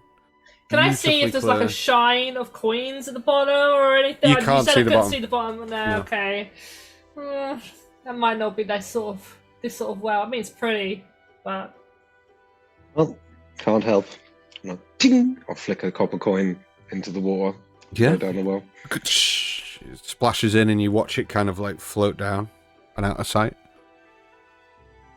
I've been thinking about something you said earlier. Okay. You said you wanted to put on a show. Always. I've been having some ideas. Oh, I love your ideas. As you can see, she's actually genuinely excited to hear it. Cool. And I'll just sort of lean in close to her and start whispering a few things to her. I'm as we're walking terrified. I'm excited. Me too. Ali, check your DMs. Will do. Okay. You continue walking around. You see that there is an outdoor area where there are lots of like handcrafted tables and chairs, all kind of like in this one area. You see that people are currently laying things out on the tables, such as like goblets, cutlery, plates, placemats, all that kind of thing. Beautiful flower arrangements, and just starting to make these tables up. You continue walking around past the brazier and the well, and you get to where the stream is in the middle of the glen. And you see that from one side where the river comes from, you see that there is a beautiful, like, ranging ford that kind of twists and turns through the trees that you can keep track of. And as you kind of look in the opposite direction, you see that the water source itself goes into what appears to be this giant trunk of a tree, and then just kind of like falls off. Like there's a bit of an edge to it, and you can't see any water source past it. Okay. Out of pure curiosity, Mm-hmm. I'm going to flash my cane over my eye and open my eyes again, and one of them will be serpentine. And I'm going to send my arcane eye down the tree, down the. Yeah, it's a natural waterfall that goes underground. Only after about 10, 15, 20 feet, the light source starts to fade very drastically, until you get around I'd say 50 to 60 feet down. It then becomes this beautiful like lagoon, underwater like cavern. Sorry, it's like a cavern with this like beautiful pool in, very dark, no light source whatsoever. And you can see that the water itself goes off on like multiple different shoots. Okay. Do any of the chutes appear like the water isn't flowing as well or anything like that? Like, is there anything weird going on down here? I've got dark vision, so. Yeah, no, nothing like that, no. They all seem to be flowing quite nicely. Some of the tunnels that they're going down are larger than others, but it doesn't look like anyone goes down here or anything. It's just like this underground system of tunnels that this water is flowing through. No signs of like any animals that are nesting down any of this big. Not that you can see in the immediate area. Okay.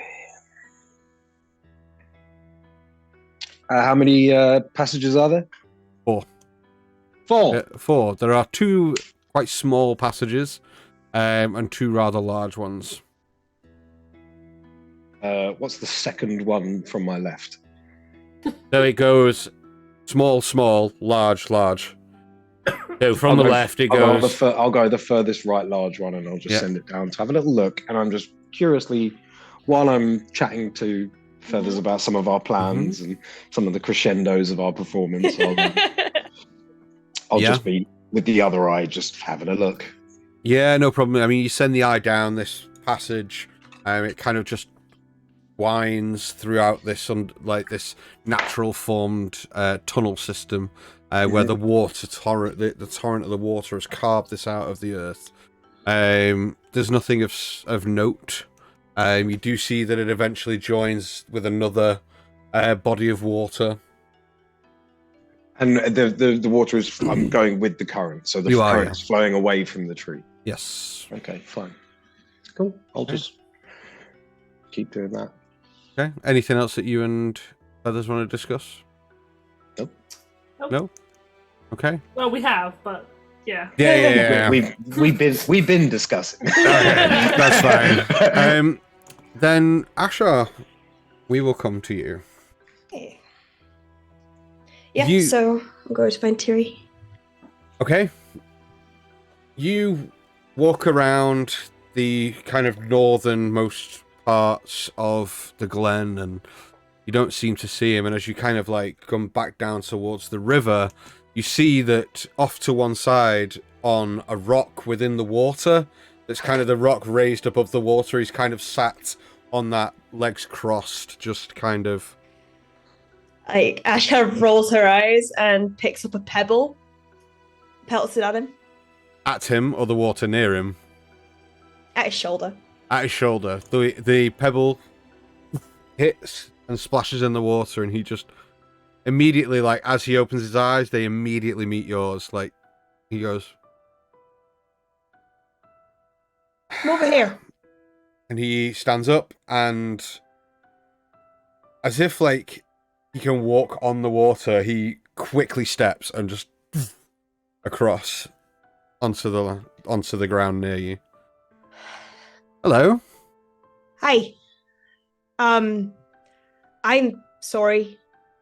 I'm not that person anymore, and I'm not. Spar with me. What person did you think you were, Ash? Punk kid, unable to understand what the hell to do when thrust into authority with authority above her. Ash, I was just like you. Yeah, I didn't like to be told what to do. eventually you just have to get on with it and do what you're told. But where is the fun in that? I suppose that it doesn't really boil down to fun. It boils down to purpose.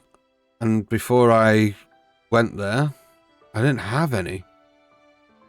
And then I met you.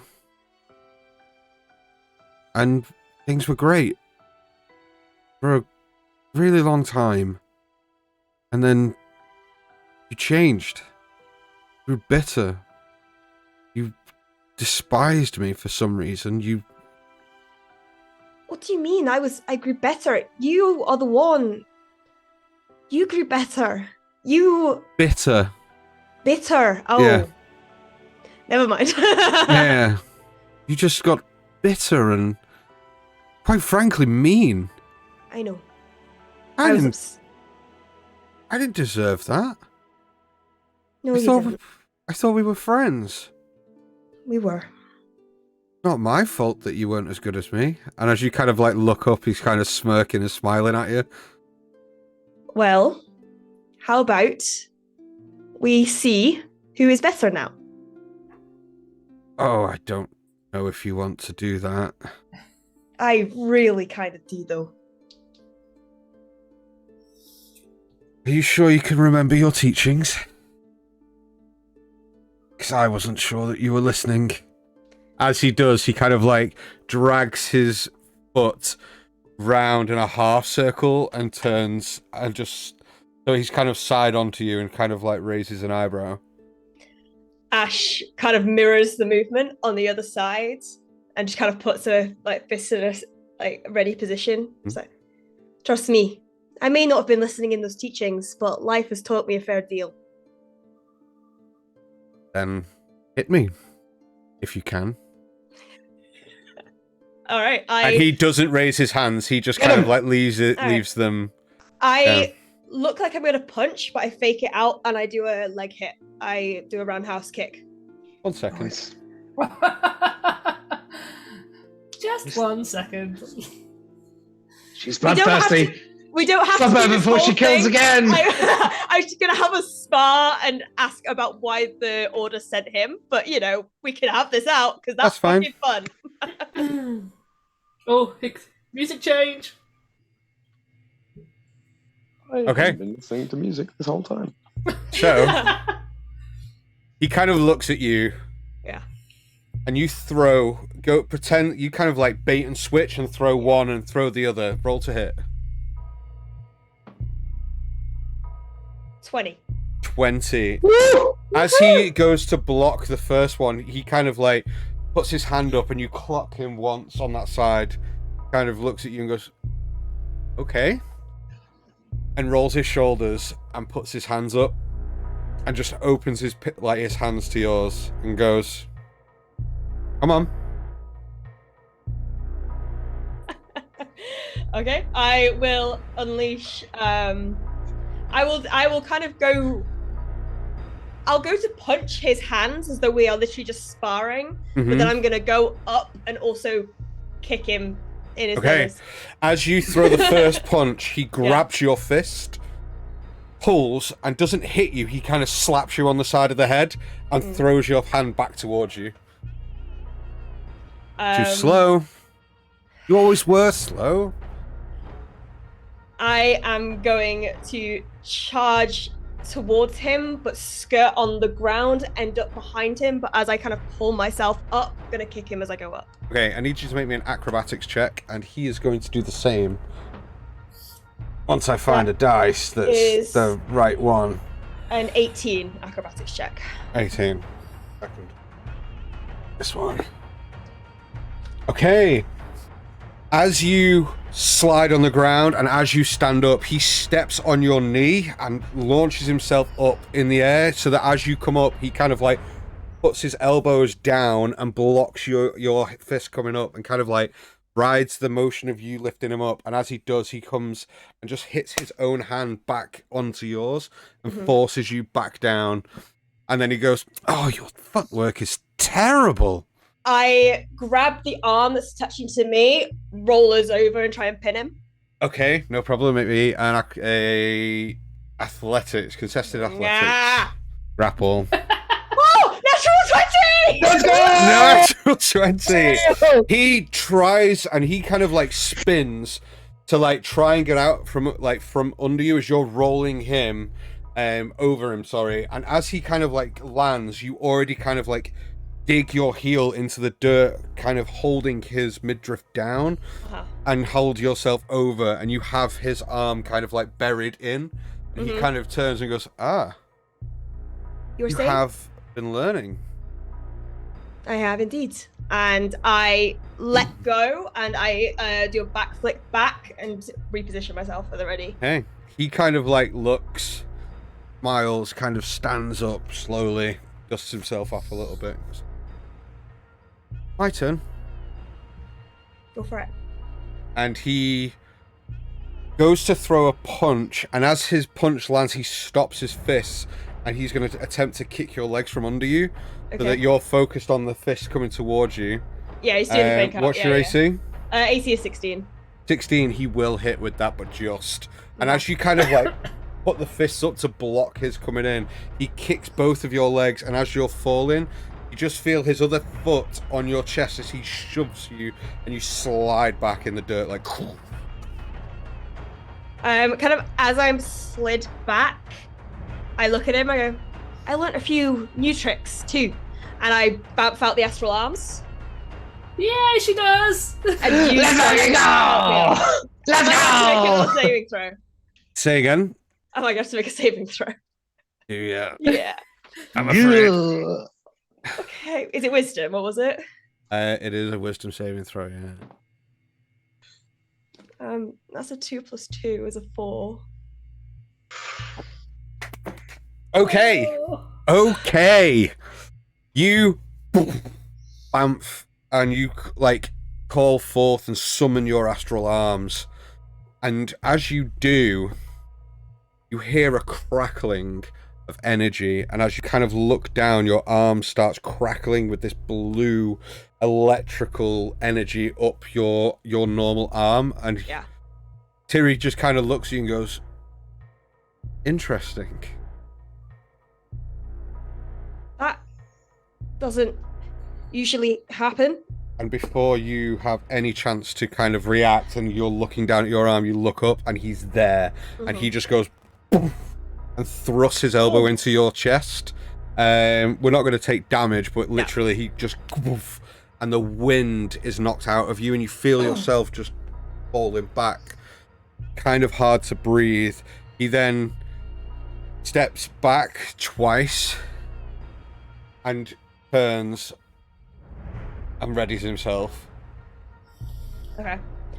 I get up from my winded position and then almost like tornado him with all 4 arms. I'm going up with all 4 arms ready to attack, hoping one hit.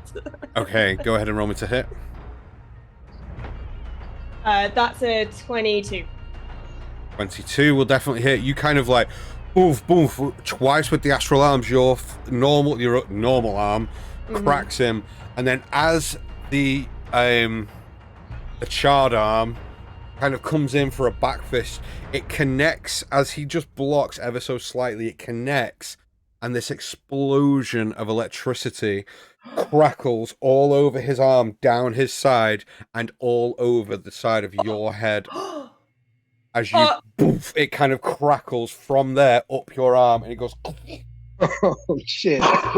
Shit. He then goes. Shite. Are you okay? And you see as he brings his fist back and it's coming towards you, this energy itself starts swirling as his hand turns to flame as his fist cracks into you. And as it does, I need you to make me a strength saving throw, please. Which I can use my wisdom on at the moment because I've got my astral arms out, which is good, but it's only a 13. Okay. Oh, for fuck's sake. Here's what happens. You see this fist coming towards you. You've been pretty beat up at this point.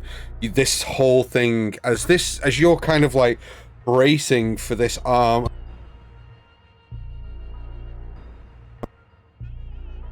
Hold on. Can't hear you. Yeah, can you hear me now?